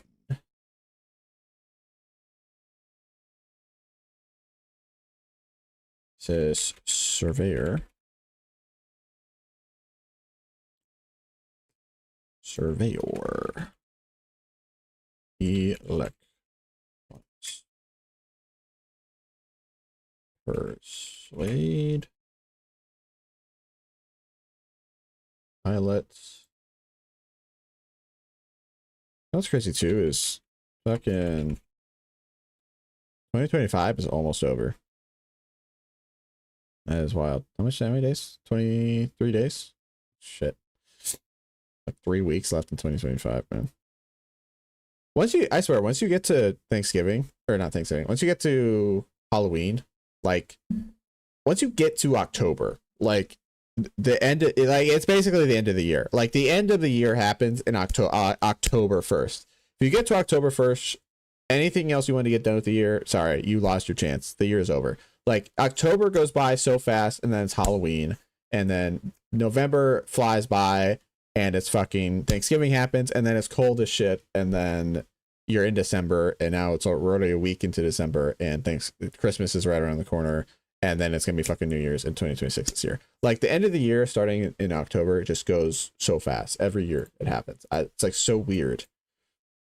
I'm not sure why. Like, I want to, like, we need to eliminate, like, I think to slow it down, I think we need to eliminate Thanksgiving.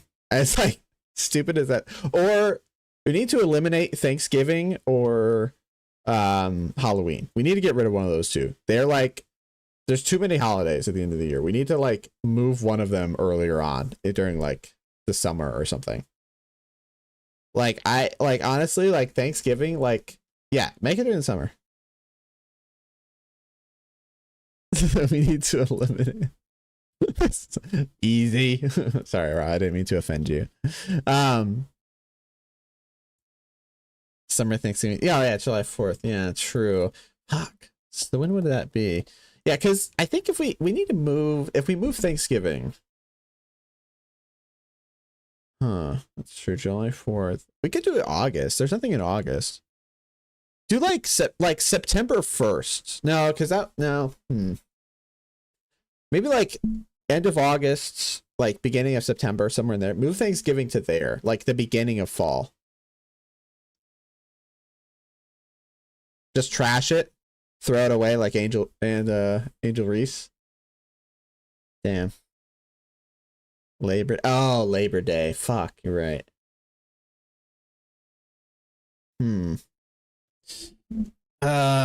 Man. It's a tough one. I don't know. Yeah, maybe we just toss it.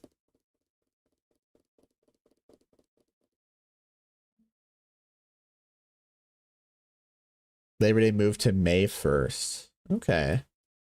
I can get behind that. Things I've said before. But yeah, the end, regardless of what we decide to do with Thanksgiving, or one of the other holidays, we need to slow down the end of the year. The end of the year just moves too fast. It moves too fast. We need to have like a slow down time where we can pump the brakes a little and just ease off the gas. Because it just goes by too fucking quick. We need time to catch up. This is Diplomat. So this is Streetwise.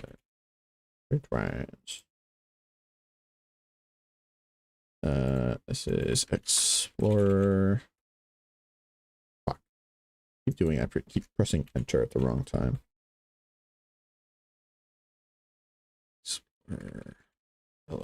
Electronics. Pilot.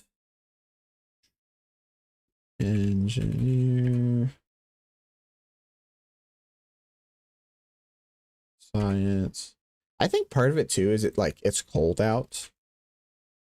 Like in areas of the world where it's colder, I think that also might be part of the reason why it's gets faster, because you just naturally stay inside more.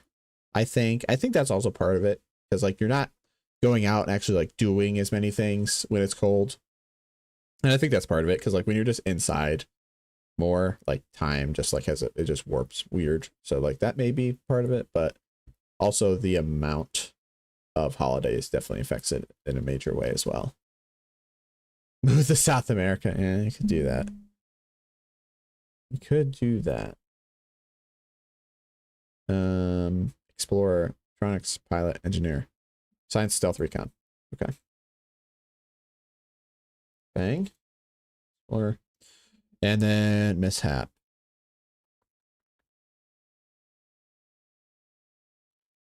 Mishap. This is really injured. Psychologically damaged by your time in the scouts. You just gain PTSD. Holy fuck, that's amazing. I really want to roll a scout now. Your ship's damaged, you have to hitchhike your way back across the stars to the nearest scout base. Damn, okay, the scout mishap table is fucking awesome. I really want to roll a scout. You inadvertently cause a conflict between the Imperium and a minor world or species. Dude, the scout tables are so good. What the fuck? You have no idea what happened to you. They find your ship drifting on the fringes of friendly space. Memory wipe. That's awesome. Fuck, I might need to just roll a scout. All right. Let's duplicate that.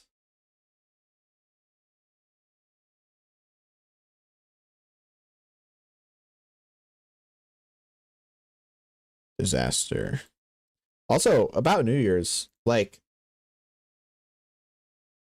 always funny. The New Year's glasses every year. 2020, 2026. After we got out of the 2000s, the New Year's glasses are just kind of cheeks, you know? Nothing will ever beat the 2000s era New Year's glasses. They'll just never be beat again. Because those are obviously just perfect. We'll never get back there until we, hit the year 3000. It's just not going to happen. You'll never get that level of peak again. And that's unfortunate. What is going to be funny is when all the people my age lose their minds in their 60s when we get to the year 2067 and we have the 267 glasses. Bunch of fucking 60-year-olds losing their mind about a half a century old meme. That's gonna be funny. Mason's gonna be one of those people. He's gonna probably have a fucking stroke or a heart attack when he sees those. the nursing home riot when we get to the year 2067. All right. Let's see, performing blah blah blah.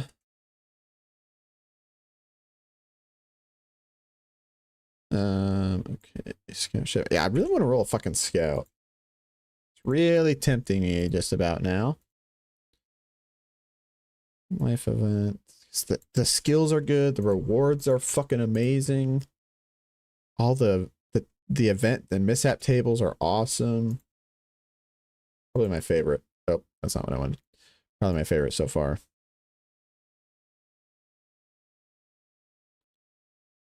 This is for 8.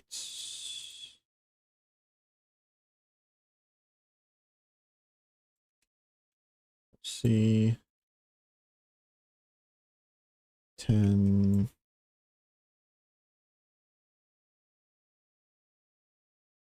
11.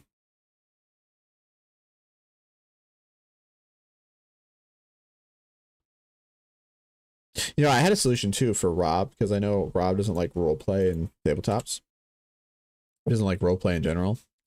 But I was thinking about it. Rob could just play an android or a robot. That's my solution I came up with. If he wants to join the campaign, Rob could just play as a fucking like non-sentient. Like Rob could be like a protocol droid. That would be fucking awesome. Rob could be like a charismatic protocol droid. It's just like there's no emotion, or like there's emotion because he's charismatic, but it's like there's no role play. It's just Rob talking as Rob. So he's like a protocol droid programmed with like Rob's psyche. That'd be pretty solid. I think that's our solution. I think that's our workaround. That's how we get him on board. All right, scout is done.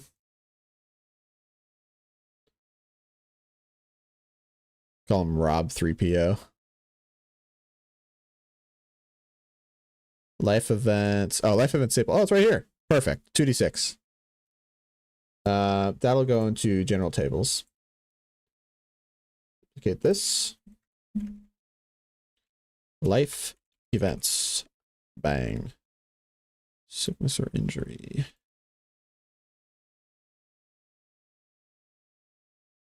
Birth or death. Ooh.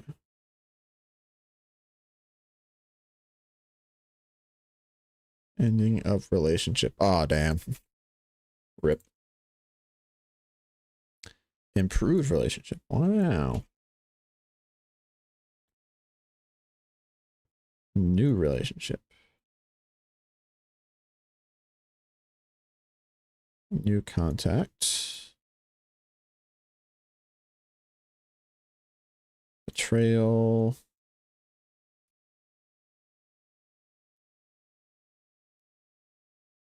Travel.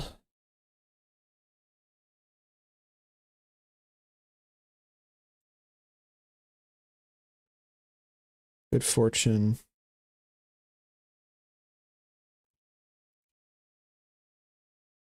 Crime.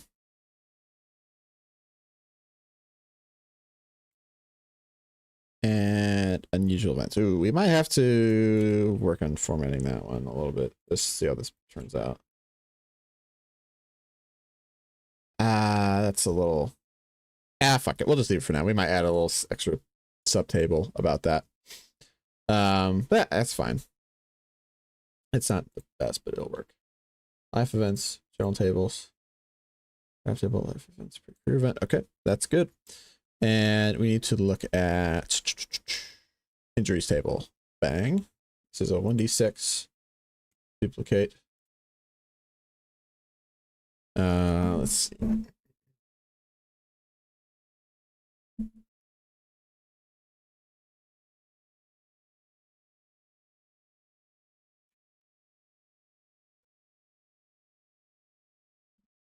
Injury.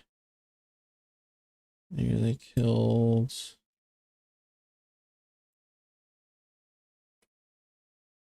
Severely injured. Bang. Missing eye or limb.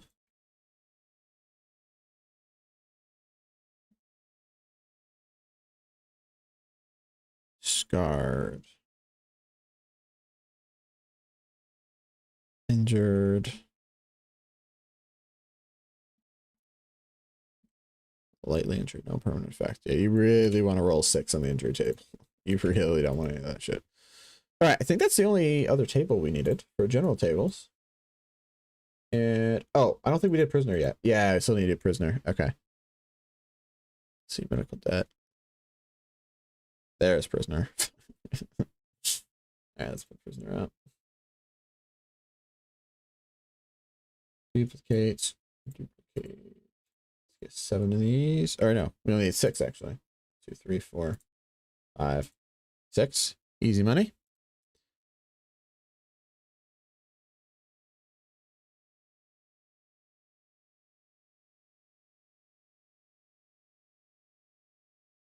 Good.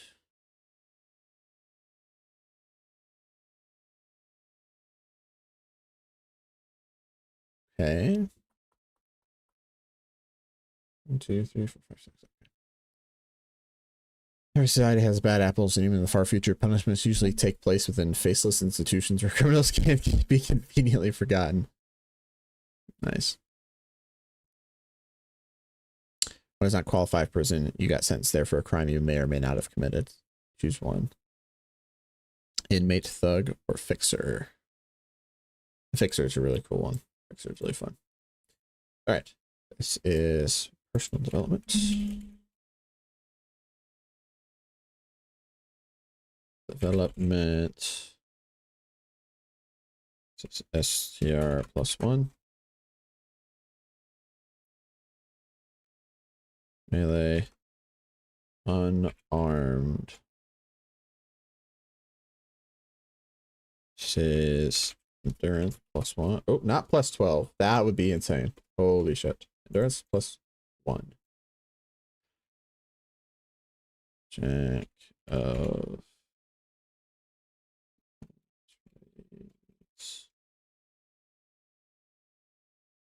patient +1. Oh.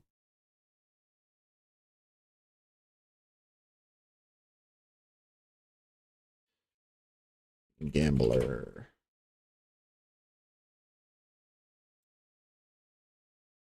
Okay. Service skills. It's so funny. The idea of having a service skill as a fucking prisoner. It's funny. I mean, I guess it makes sense. It's like basic stuff that you need to survive, but just compared to what service skills mean as far as all the other careers go. Funny. Deception. Profession. Streetwise. Melee, unarmed. Persuade.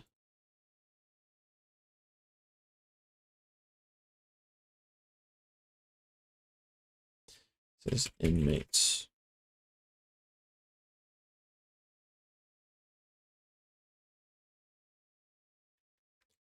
Stealth. Melee, unarmed.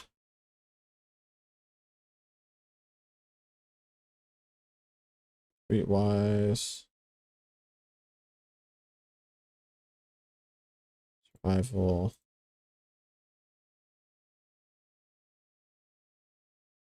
Athletics.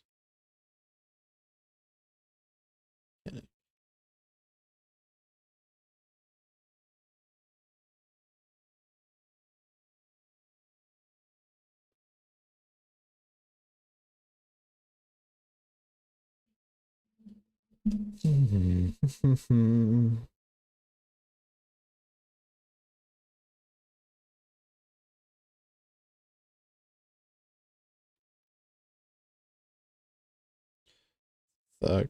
Oh my god. Dude, Thug has a crazy skill line. Persuade, melee unarmed, melee blade, athletic strength, athletic strength. That's so funny.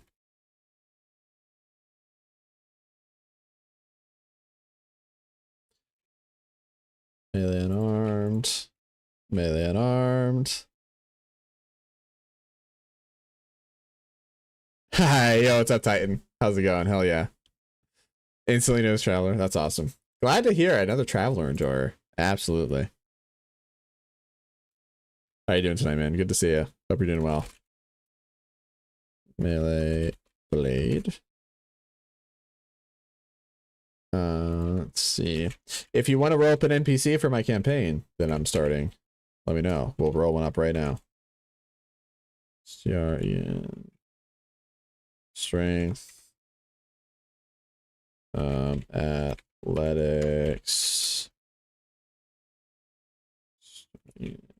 Strength. Okay.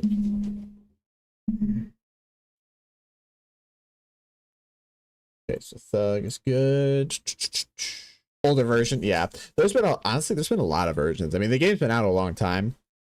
This is specifically Mongoose Traveler 2nd edition, which I think was, I don't remember the exact year it came out, but this specific rule book was 2022. This is an updated rule book for 2e. I think 2e came out before that, though, a little bit before that, like 2010 sometime. I'd have to double check, though. This is for Fixer. This is Fixer. Bang. Investigate. Broker. Deception. Streetwise. Stealth. Yeah, this is 2e. Yep. Traveler 2nd edition.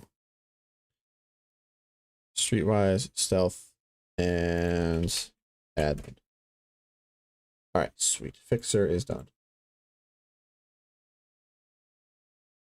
All right, now we just need mishap and then events, and then unless we're doing a character creation, we will move on to working on our sector, I think, sector creation.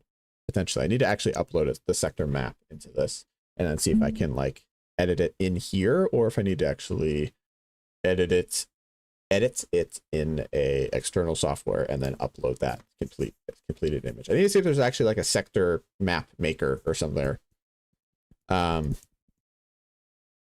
What, really? Yeah, I'd highly recommend it. I love Traveler. Well, it depends on what your group wants and what fits your group and your DM, of course, but if you guys are wanting something, I mean, you've played it, so you played all the versions, so you know, but if you guys want something grittier, something sci-fi, this is something with great character creation.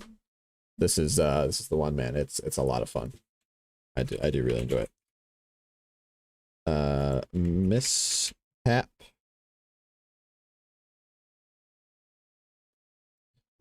I haven't played the older version, so I don't have any way to compare older versions to 2e. So I don't have much insight there. But from what I've heard or read online, I should say, people generally rate 2e pretty highly. Coming from people who have played both.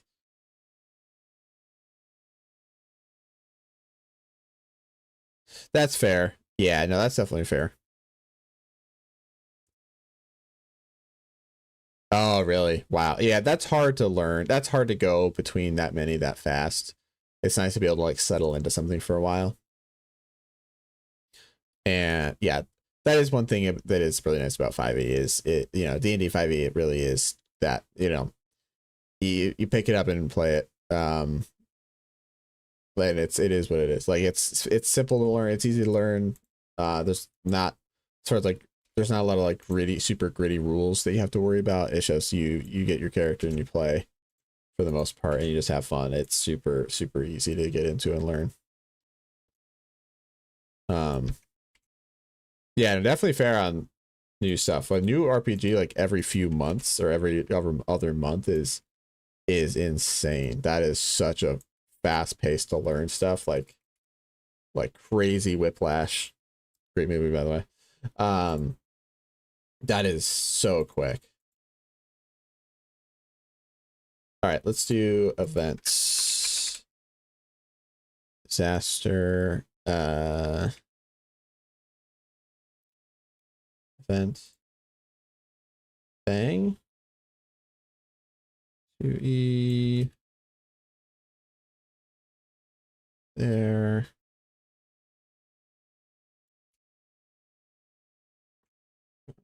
That in.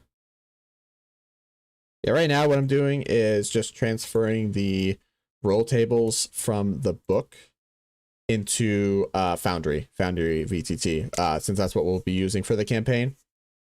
I'm just transferring everything that we need for character creation over so that when we actually do our first session, or session 0, with all the players, it can be fully done in Foundry without needing a rule book. Will make things a little bit easier. You definitely can have a rule book open, and you probably should as well, but it's, to have everything in Foundry just makes life a lot easier, so you don't have to be scrolling up and down like 5 million fucking times, because like it's a big chunky rule book. And yeah, there's a Foundry module like for the rules, but I didn't see one. I might just not have seen it. I didn't see a module for the tables, for the character creation tables. Someone might have already done it. But I didn't see a module for the 2E character creation tables. But there's a Foundry module itself, for like rules or some of the rules and stuff, and like the sheets and everything that Mongoose put out. But yeah, this is prisoner events. If there is, and I did all this for nothing, well, it's not nothing, but if I did all this for, and it was already existing, that'd be kind of unfortunate, but it'd be fine. Let's see. Prison events.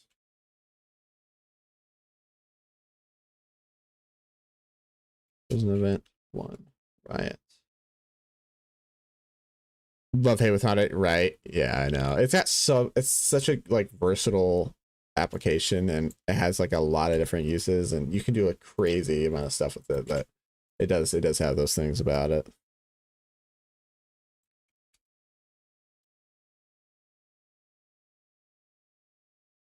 Yeah, totally agree. There's like, yeah, like using it in session, peak, amazing. You can do so much cool stuff, like adding like localized like sound effects and like custom lighting and like weather effects, like interactables on the map, like how to open stuff, like they can click on journal entries and like open that stuff, like all that's so fucking cool. And then like this side of it, it's like a lot of work on the back end if you want to add like all this kind of stuff. But for me, it's a good all-around option. I think it's a good all-around option that I like. And it does get the job done. Advocate. And also it's nice because I'm the only one who has to buy it, and it's just a flat out fee, and then everyone else can join for free off of that. I do like that a lot as well. Advocate. What are the other options here? Electronics, computers, or steward. Thing. We're gonna take blah blah blah. Heroism. All right, there's that. There's the event. Done for prisoner. I think we're all done. Fixer, inmate, service skills, personal development, mishap. Okay. Yeah, no advanced education. Careers. All right, so that is all of the main careers, minus psionic, done with all the role tables. All of those are up, and then our general tables are draft, injury, life events, pre-careers. Injury tables I did not put on yet because it's not really an easy way to implement that. I don't think I can modify the table to automatically subtract the 4. I don't think we can add it, make it auto subtract -4 from the roll. Let me see. Let me see if that's an option. Is there a summary roll formula? Oh, Oh, you can do it. Maybe it, wait, hold on. Let me test this. If I do 1d4, 1d6 minus 4.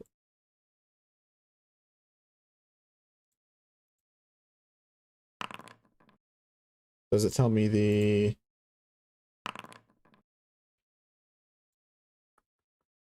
display rule formula to chat? Is it actually subtracting 4? Oh, it is. It's actually doing it.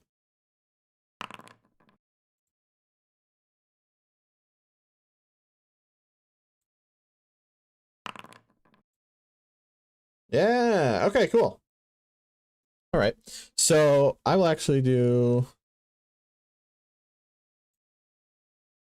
So this is 8. I think it's 8 columns. This will be a little bit different, but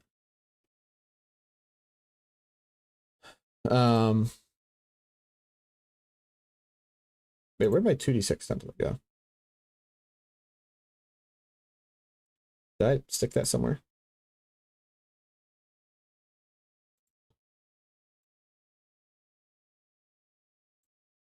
Oh well, whatever. We're gonna change this a little bit.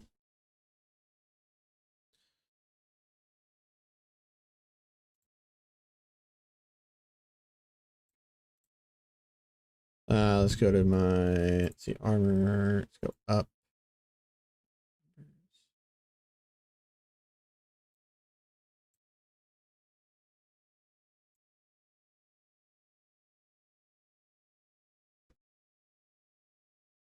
Oh, I don't know if it can go below, it can't go below 0 though, I don't think. Oh yeah, no, that wouldn't work because it can't go, yeah, it can't go negative. Because it just made it a 1 when it wasn't rolling, it wouldn't roll below 5 or 6. Okay, that's fine. We'll just do this one manually. That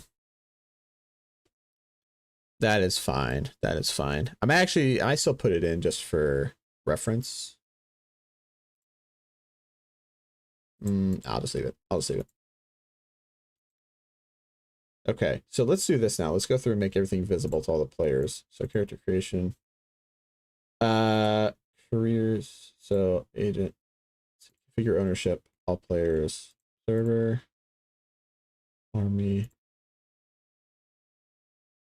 Citizen. Drifter. Entertainer. Marine. Server. Merchant. Server.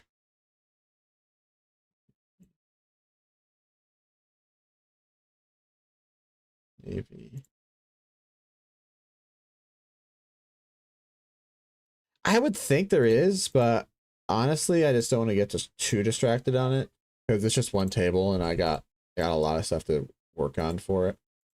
I feel like it's not saving, but I'm not sure. I'll go back and check at some point.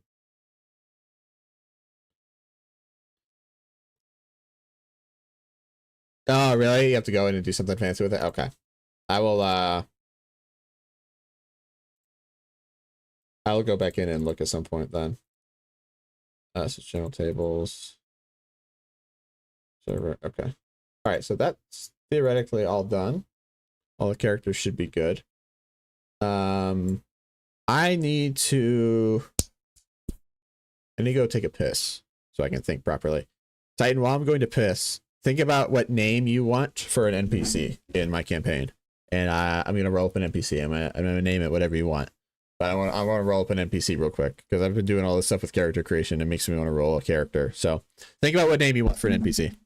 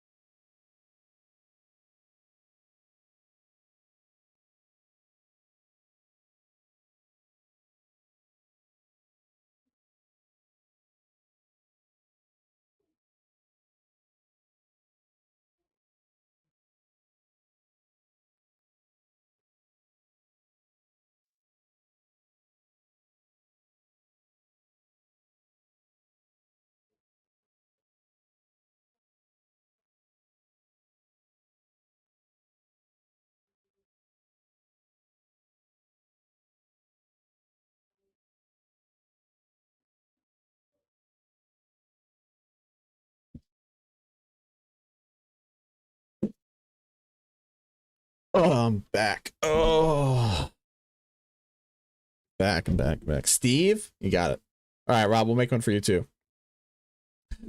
It's up weird. I've not died in character creation yet. Weird you as well. If you have a NPC name you want, let me know.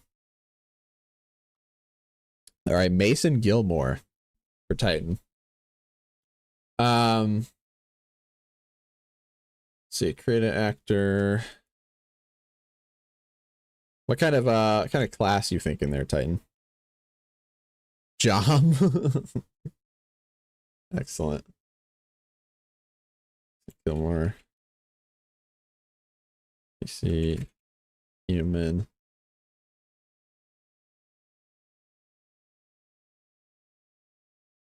Let's see. I have all the, yeah, we'll leave those there.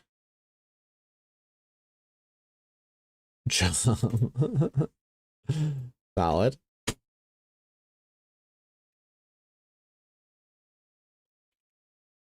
Human. Scientist. Ooh, I like it. I like it. And what's Rob had Steve? Pretty solid.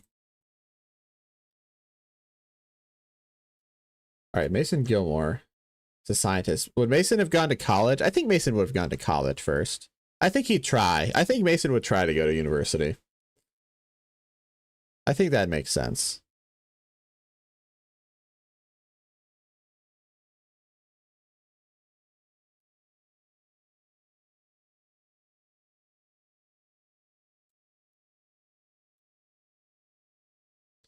Yeah, he'd definitely try to go to university.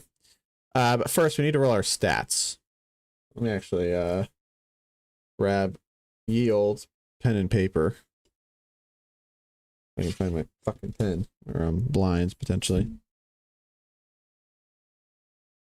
We're gonna roll our stats for Mason. See what Mason's cooking up. So how I do stats is just one roll through, but we do 3d6 twice, drop the lowest, and then the rest are just straight 2d6. So let's do that. Let's shrink this up for a second. Where's my dash? So let's do our 2d6 first. So our 2d6. Okay, 11. That's good. Solid. Good first roll. Let's see what the other one. 7. All right. I mean, that's a +0. We're happy with that. 7. 6. That's still a +0. 5 is the -1 threshold. All right. One more 2d6. Then we go to 3d6. Drop the lowest. Fuck. Snake eyes, dude. Holy shit. Highly unfortunate. All right. 3d6. Drop the lowest. 10, not bad. Yeah. All right, one more 3d6. All right, another 10. I mean, overall, pretty good. So that's a 10, 11, 10, 10, 7, 6, 2. Let's look at scientist.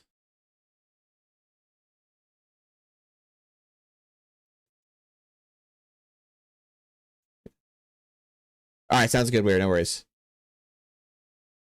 Mechanic engineer. Okay, got it. Well, you got it. Mechanic engineer it is. Let me write that down. Mechanic for weird. You got it. You got it.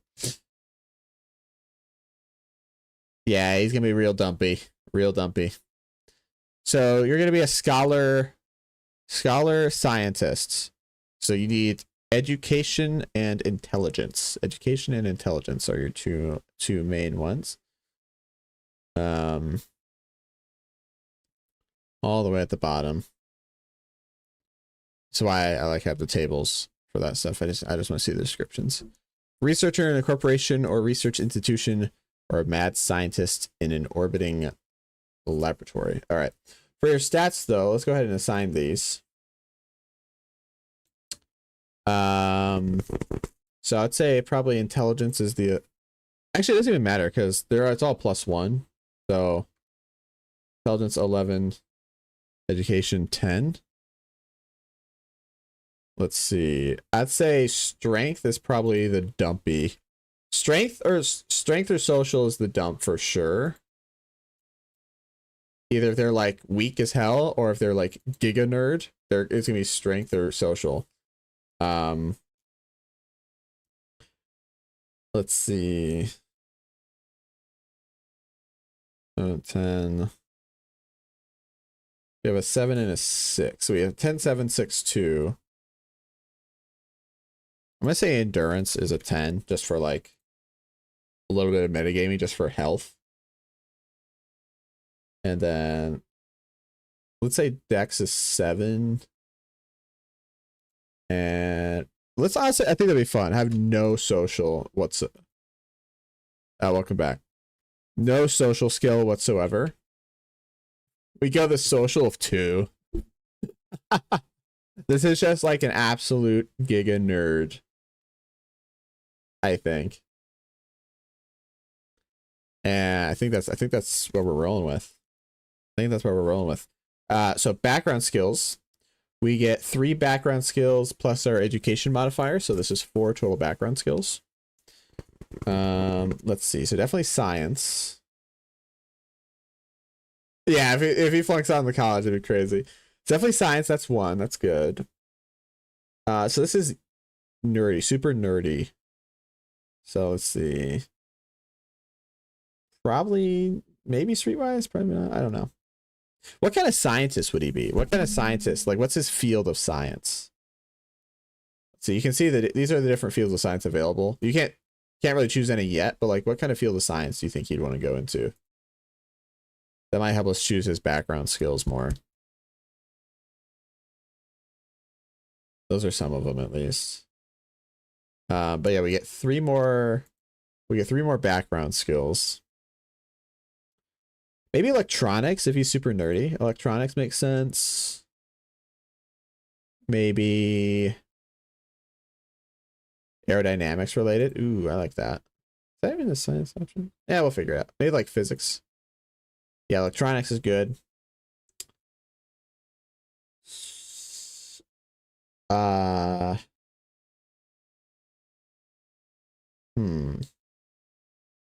Maybe admin. And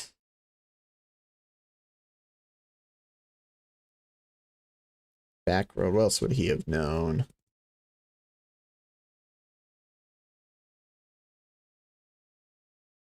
Let's say vac suit. Maybe he built his own like vac suit as a kid or something. I like that. I like that. Maybe he was like tinkering as a super like as a young child, like he was working on like his own, like one of his projects was like building his own vac suit or something for like a school project.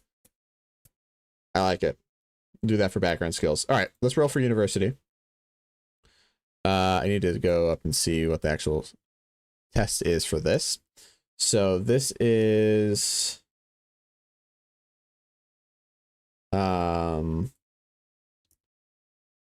university education 6 or more. Needs a +1 to it. So let's go ahead and roll our check for university. Let's see if he even gets in. Okay, that's a 10. +1, 11. Easily makes it into university. So let's see. Write this down. So T1, we're in uni. We got in. And we gain our skills. So we choose a level 0 and a level 1 skill from the following list.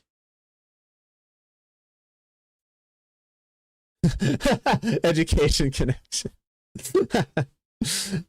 Oh yeah. So admin, advocate, animals are aspiration, electronics, any engineer. Ooh, engineer or science.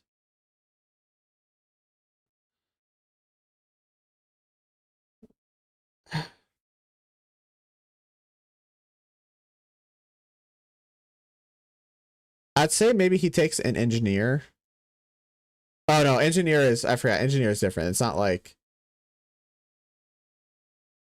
engineering. This is like ship engineer. I forgot about that.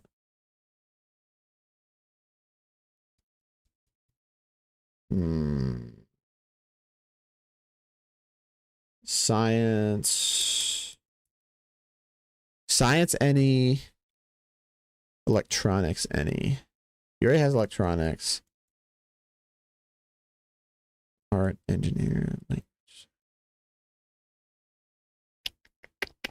Let's do that. Let's maybe do astrogation 0 and then science. Let's do physics 1. If he's doing something like, oh, I don't know what to do. Let's do physics 1. If he's doing something like aerodynamics related, that'd probably be physics, because I don't think, let's see, archaeology, astronomy, biology. Yeah, that'd be physics. Out of that list, that'd be physics. So let's do that. Astrogation, because that's just like, astrogation was like extra nerd shit he did in college. This is like his extracurricular. He learned some astrogation stuff, but his major was in physics. I like that. All right, I like that. All right, so choose the level 1, level 0. We got that out of the way. And then we roll for an event. So this is our career event.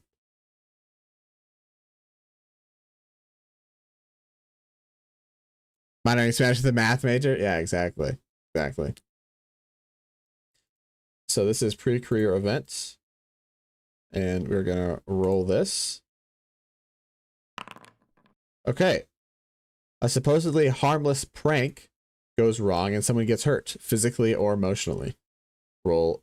Oh, roll social plus 8 or more. If you succeed, gain a round. If you fail, gain an enemy. If you roll 2, you fail to graduate and must take the prisoner career in your next term. What the fuck? Oh, that's crazy. Oh, study abroad requirement. Nice. Oh, cool. Nice. Nice. Very nice. That's awesome. Yeah, he's definitely about to fail. He's definitely about to fail. He's about to gain an enemy. For sure. So let's get this out of here for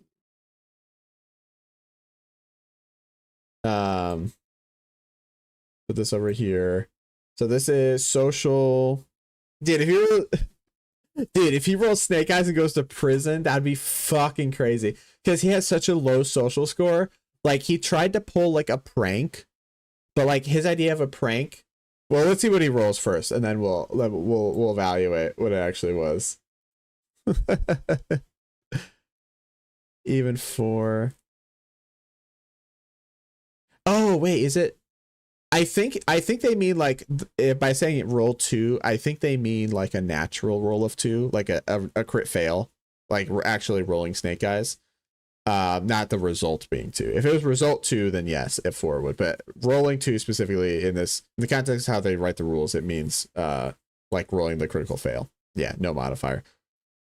So for him, that'd be a 0. But all right, so let's do this. So this is social check, 2d6. What is that? An 11. Oh my god, he actually passes. What the fuck? That's insane. So 11 minus 2 is 9. He still passes a social 8 check. If you succeed, you just gain a rival. So prank went wrong. Like, I don't even know what that would be.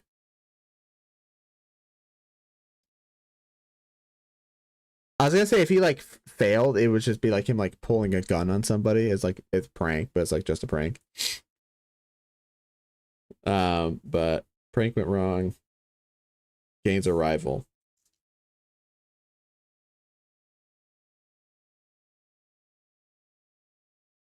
Gain rival.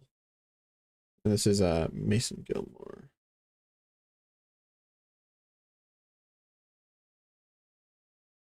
Okay. Science. Oh yeah, science related prank.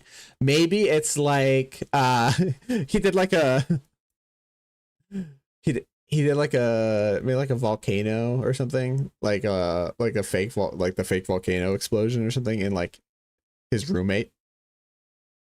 I don't know, something like that. I don't know, something along those lines. It's definitely a science related prank for sure on the roommate. And now his roommate fucking hates him. Definitely what it is. It dyed his skin somehow. It actually like, yeah, it like fucked up his roommate's skin like completely. That's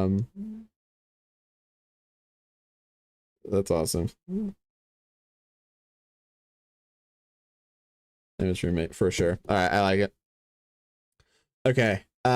So we got that. Roll for graduation. In graduation benefits if successful. So this is an intelligence check of 6 or more. If 10 plus is rolled, graduate with honors. So this is 2d6 plus 1, needing a 6 or more. Let's see if he graduates. Okay, he does. 9 plus 1 is a 10, actually. So he actually graduates with honors. So far, he actually is a smart cookie.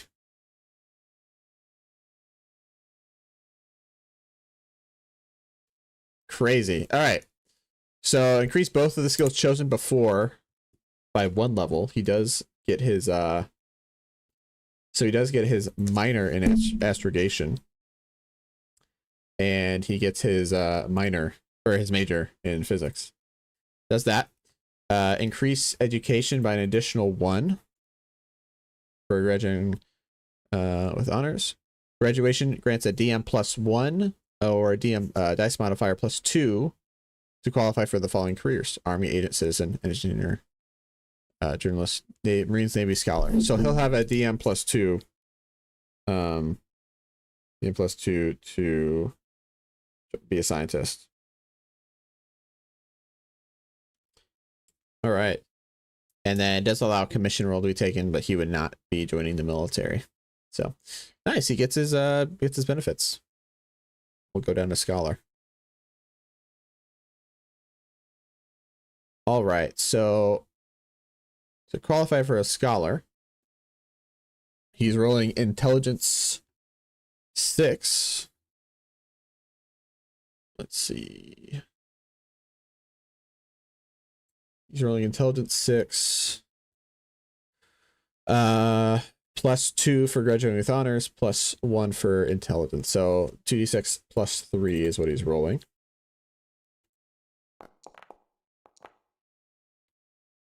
That is a 4. Plus 3 is 7. So he does qualify still. A little close. If he didn't have the extra DM from graduating, would not have made it. So that's his 18 to 22. And then, so now this is term 2. Term 2. 22 to 26. He does become a scholar. All right. And let me double check the spreadsheet, actually. Basic training, and then survival roll. That's right.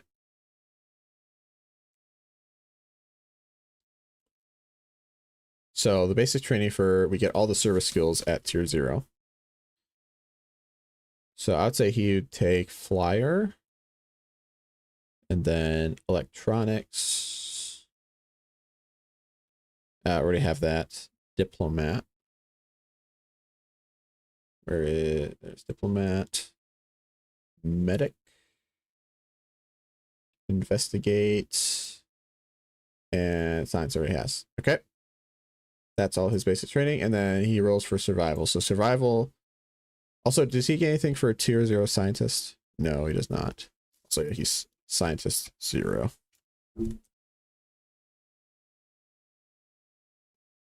0. Basic training. and he's gonna roll survival. So survival for this is EDU 4 or more, EDU 4 plus.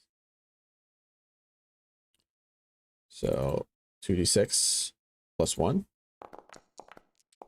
Easy. So he does survive.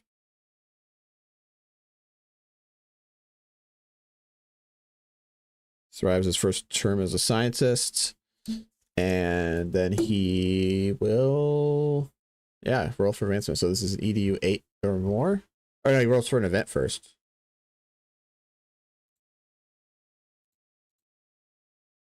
Let's pull up the scholar for an event. You're given advanced training in a specialist field. Roll EDU 8 plus to gain any one skill of your choice. Any one skill of your choice at level 1. That's insanely good.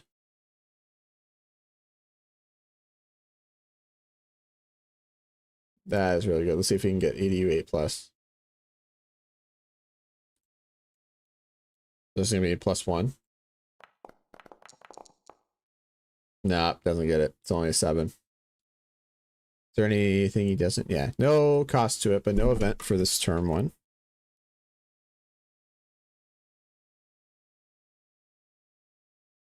And then advancement is int 8 or more. So he will go intelligence plus 1. Damn, he doesn't advance. Embarrassing.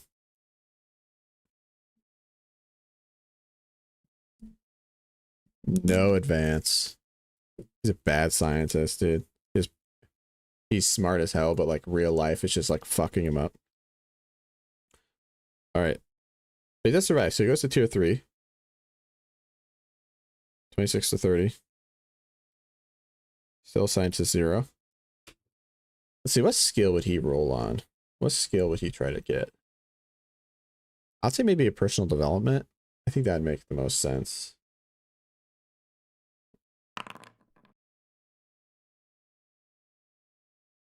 Yes, he'd get that. Get that dex. Dex plus 1. That's not too bad. I was hoping you get one of his mental stats, but yeah, it's Cookie Monster, aka Mason Gilmore. It's a scientist that Titan was rolling. So he gets Dex plus 1. And then let's roll a survival check. So he does EDU education 4. So it's 2d6 plus 1. Okay, so he survives. Let's check what his event is.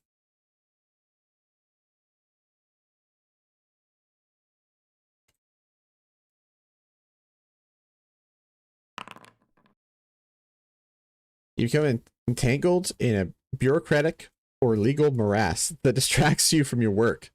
In one of admin, advocate, persuade, or diplomat. Ooh, so he becomes distracted from his work. Cookie only diet. I like that. I like that. In term 2, he was so distracted by cookies. He didn't get any work done. That's why he didn't do shit in term 2. I like it. Just like Rob, for real. All right.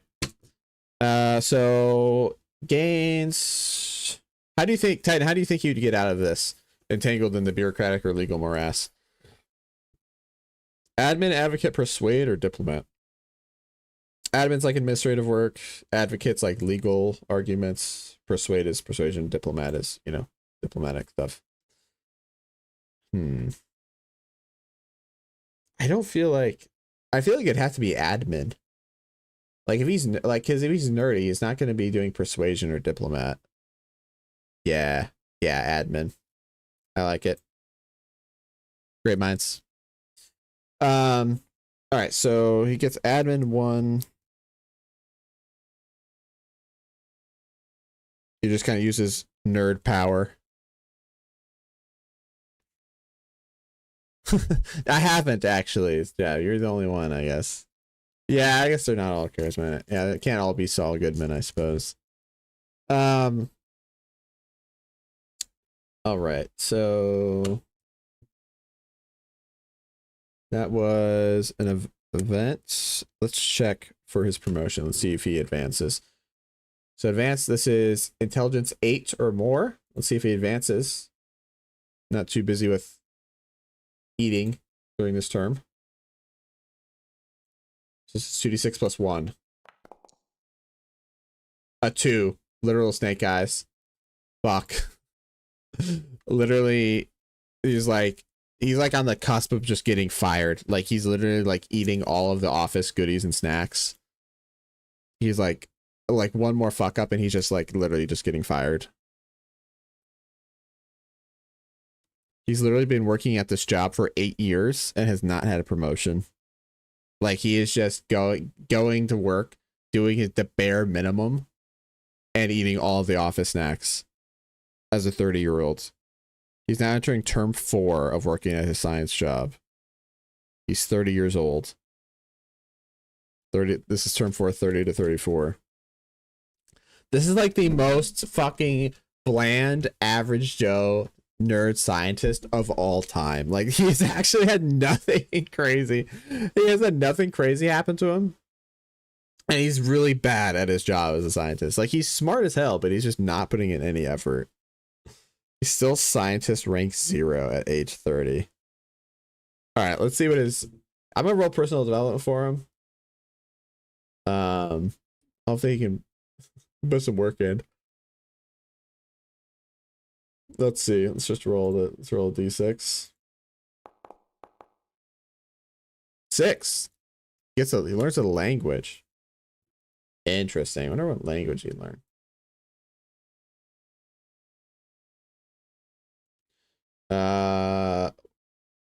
Well, it's 0. I guess it goes to 0 first, but okay. Language, and then survival roll, which is edu 4. So this is 2d6 plus 1. Okay, 6. He survives.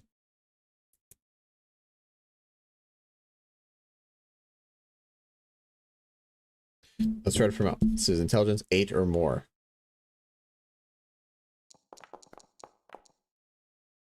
Okay, yeah, 11. So 12 total. Actually promotes this time. Finally promotes.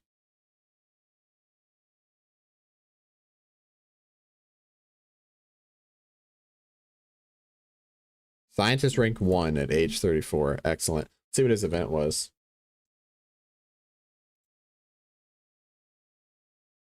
Event. Draw results. Yeah. You have the opportunity to cheat in some fashion, advancing your career and research by stealing another's work, using an alien device, taking a shortcut, and so forth. If you refuse, you gain nothing. If you accept, roll deception 8 or admin plus 8. If you succeed, gain D plus 2 to any one benefit roll and may increase any skill by 1 level, but also gain an enemy. If you fail, gain an enemy and lose 1 benefit roll from this career. Ooh, what would he do for that? Would he cheat in some fashion? Would he try to cheat his way up? Using an alien device, taking a shortcut, and so forth. Roll deception 8 plus or admin plus 8. You know what? I think he would. I think he would use his administrative skill to like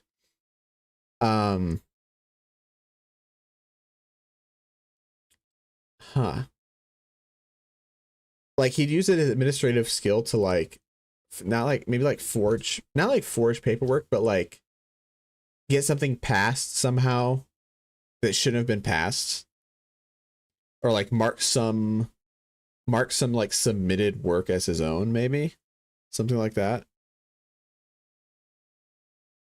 He would use some administrative chicanery to get something done.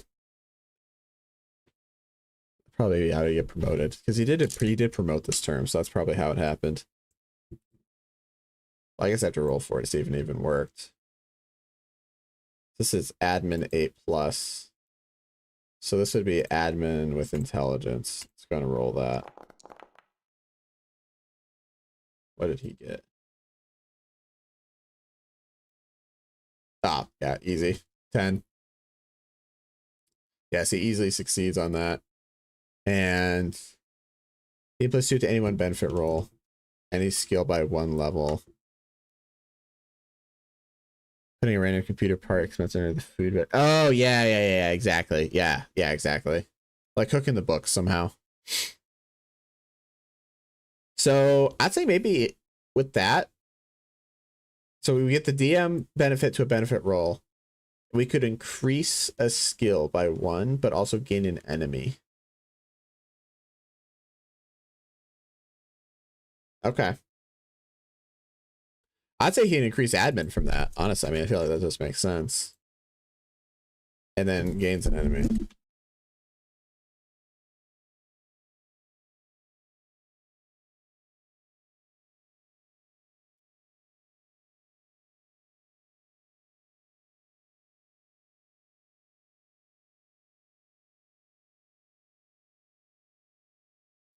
Gain benefits. All right. And this is turn 4 now. So he has to roll aging. Which is crazy. So let's roll his age. Let's see what his age turns out to be. Or what his aging effect turns out to be.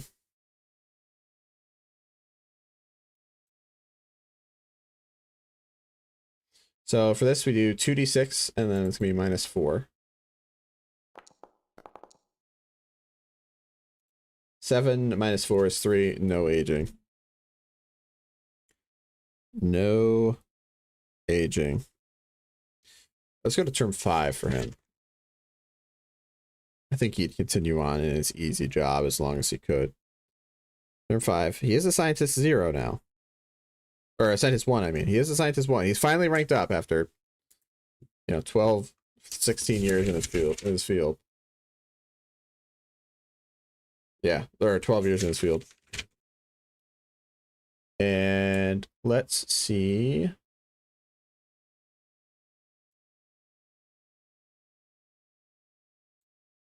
Let's have him roll on a 1. That's intelligence +1. That's actually big for him because that puts him at intelligence 12, which is a +2. That's actually really good.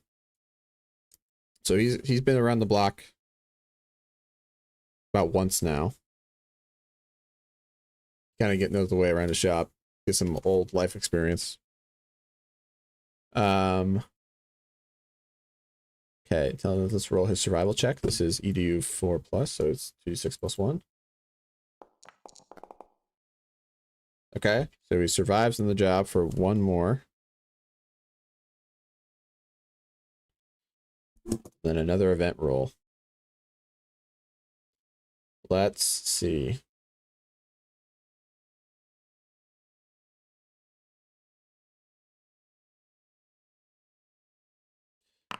Disaster. Roll on the mishap table, but you're not ejected from this career.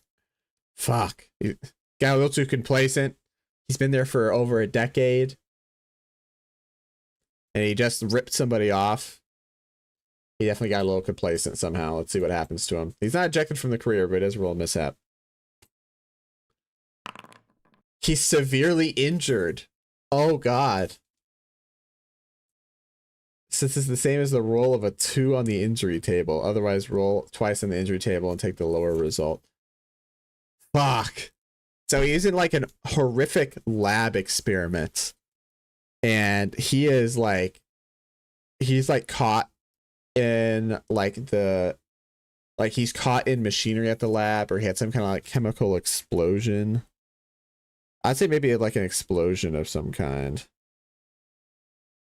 I'm actually gonna do this. I'm gonna roll twice on the injury table and take the worst result instead of just doing the automatic severe injury.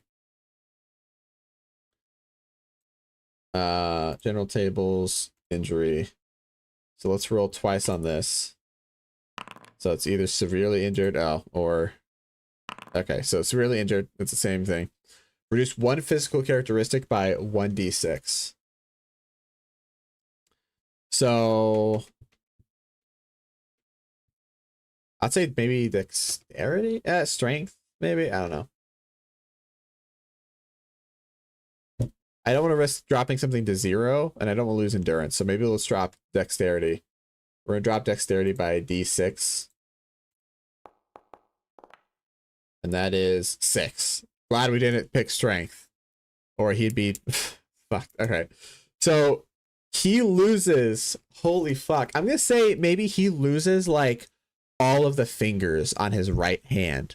Like he's like, I don't know how this would have happened. Like he's stuck in some machinery, or he gets like acid spilled on him, and he is basically like, maybe he loses like all 4 manipulating fingers on his right hand.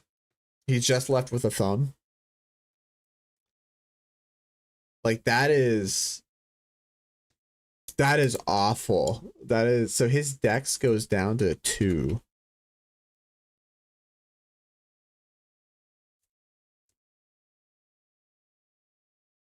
That is horrific. Jesus. At least he got some character to him now. That's crazy though. All right, well, he survived at least. That's fucking crazy. All right.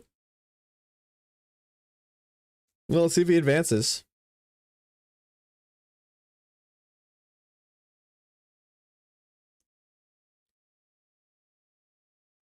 And this is intelligence 8. He does advance. So he goes to scientist 2. So I forgot to, he gets, I think he gets something for science. Oh, okay, he gets science 1 in something, and then electronics computers 1 as well for getting science 2.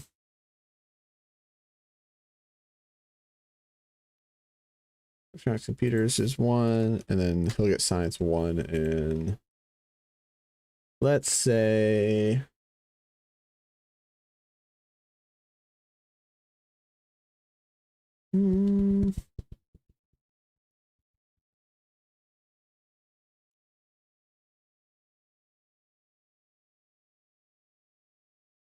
how would he, what would he get science 1 in?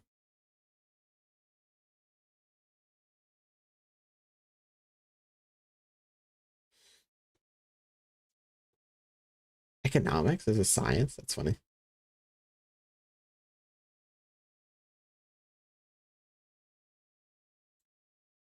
What did he do this term? Because that's what he promoted from this term. He was in a lab accident. So maybe something related to that. Maybe robotics. That'd be funny. Let's do that. Okay.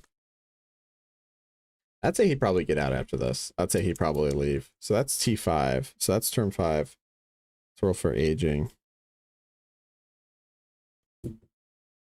That is 2d6 minus 5. Okay, no aging still. He would definitely leave after that. So for benefits, that is 4 terms. Let's go back up and look. So you did 4 successful terms, plus 1 for rank. He was a rank 2. So that's 5 rolls on the benefits table. And one of those he gets a +2 on. And he's going to have some medical... No, he won't actually have any medical debt, I don't think. It's just flavoring to lose his fingers. But, so let's go ahead and roll. We'll do the cash. Let's do 2 cash rolls. No, we'll do 2 cash rolls and then 3 benefit. All right, we'll do 1 cash roll first and see how it goes. This is 1 cash roll. That's a 6. So he's got 60,000 credits. Okay. 60,000 credits.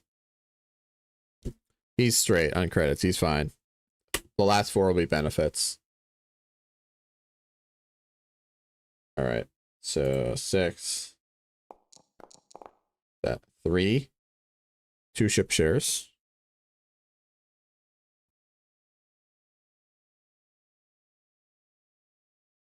Two ship shares. Oh, there we go. A 6. Okay, lab ship. Which means he owns 25% of a lab ship. Very good. And then another 6. Holy shit. So he's at 50% of a lab ship. And then one more roll, and he'll use his DM +2 that he got from cheating. So this will be +2, whatever it is. 4. Wow. So he's got 75% of a lab ship, which is insane.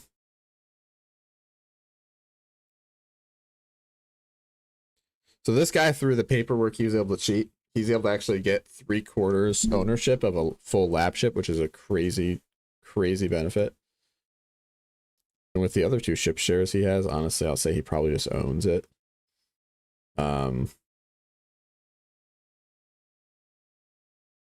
And 6,000 credits to boot. Damn, that's crazy.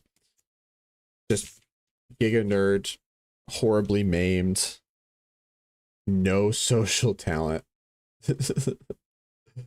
Just did his 9 to 5 for 20 or like almost 15 to 20 years.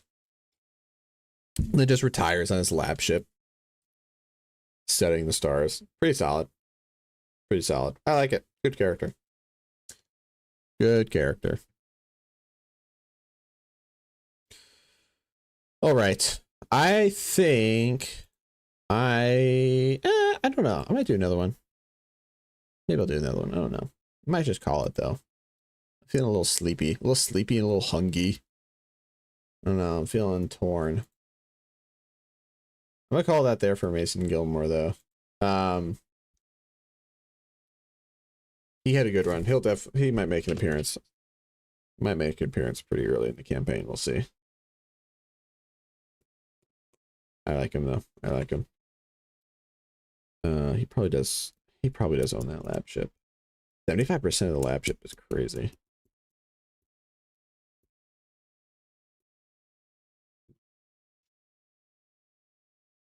Or it could be, well, yeah, I'll have to look up some stuff for that. That's pretty cool though. All right, yeah, I think I'm gonna hop off here, guys. Thank you so much for watching. Traveler stuff, awesome. I'm very excited for all this. Last thing, not the last thing. The next thing I need to work on for prepping is getting the Star Citizen star map completely converted over into the Traveler sectors and subsector maps.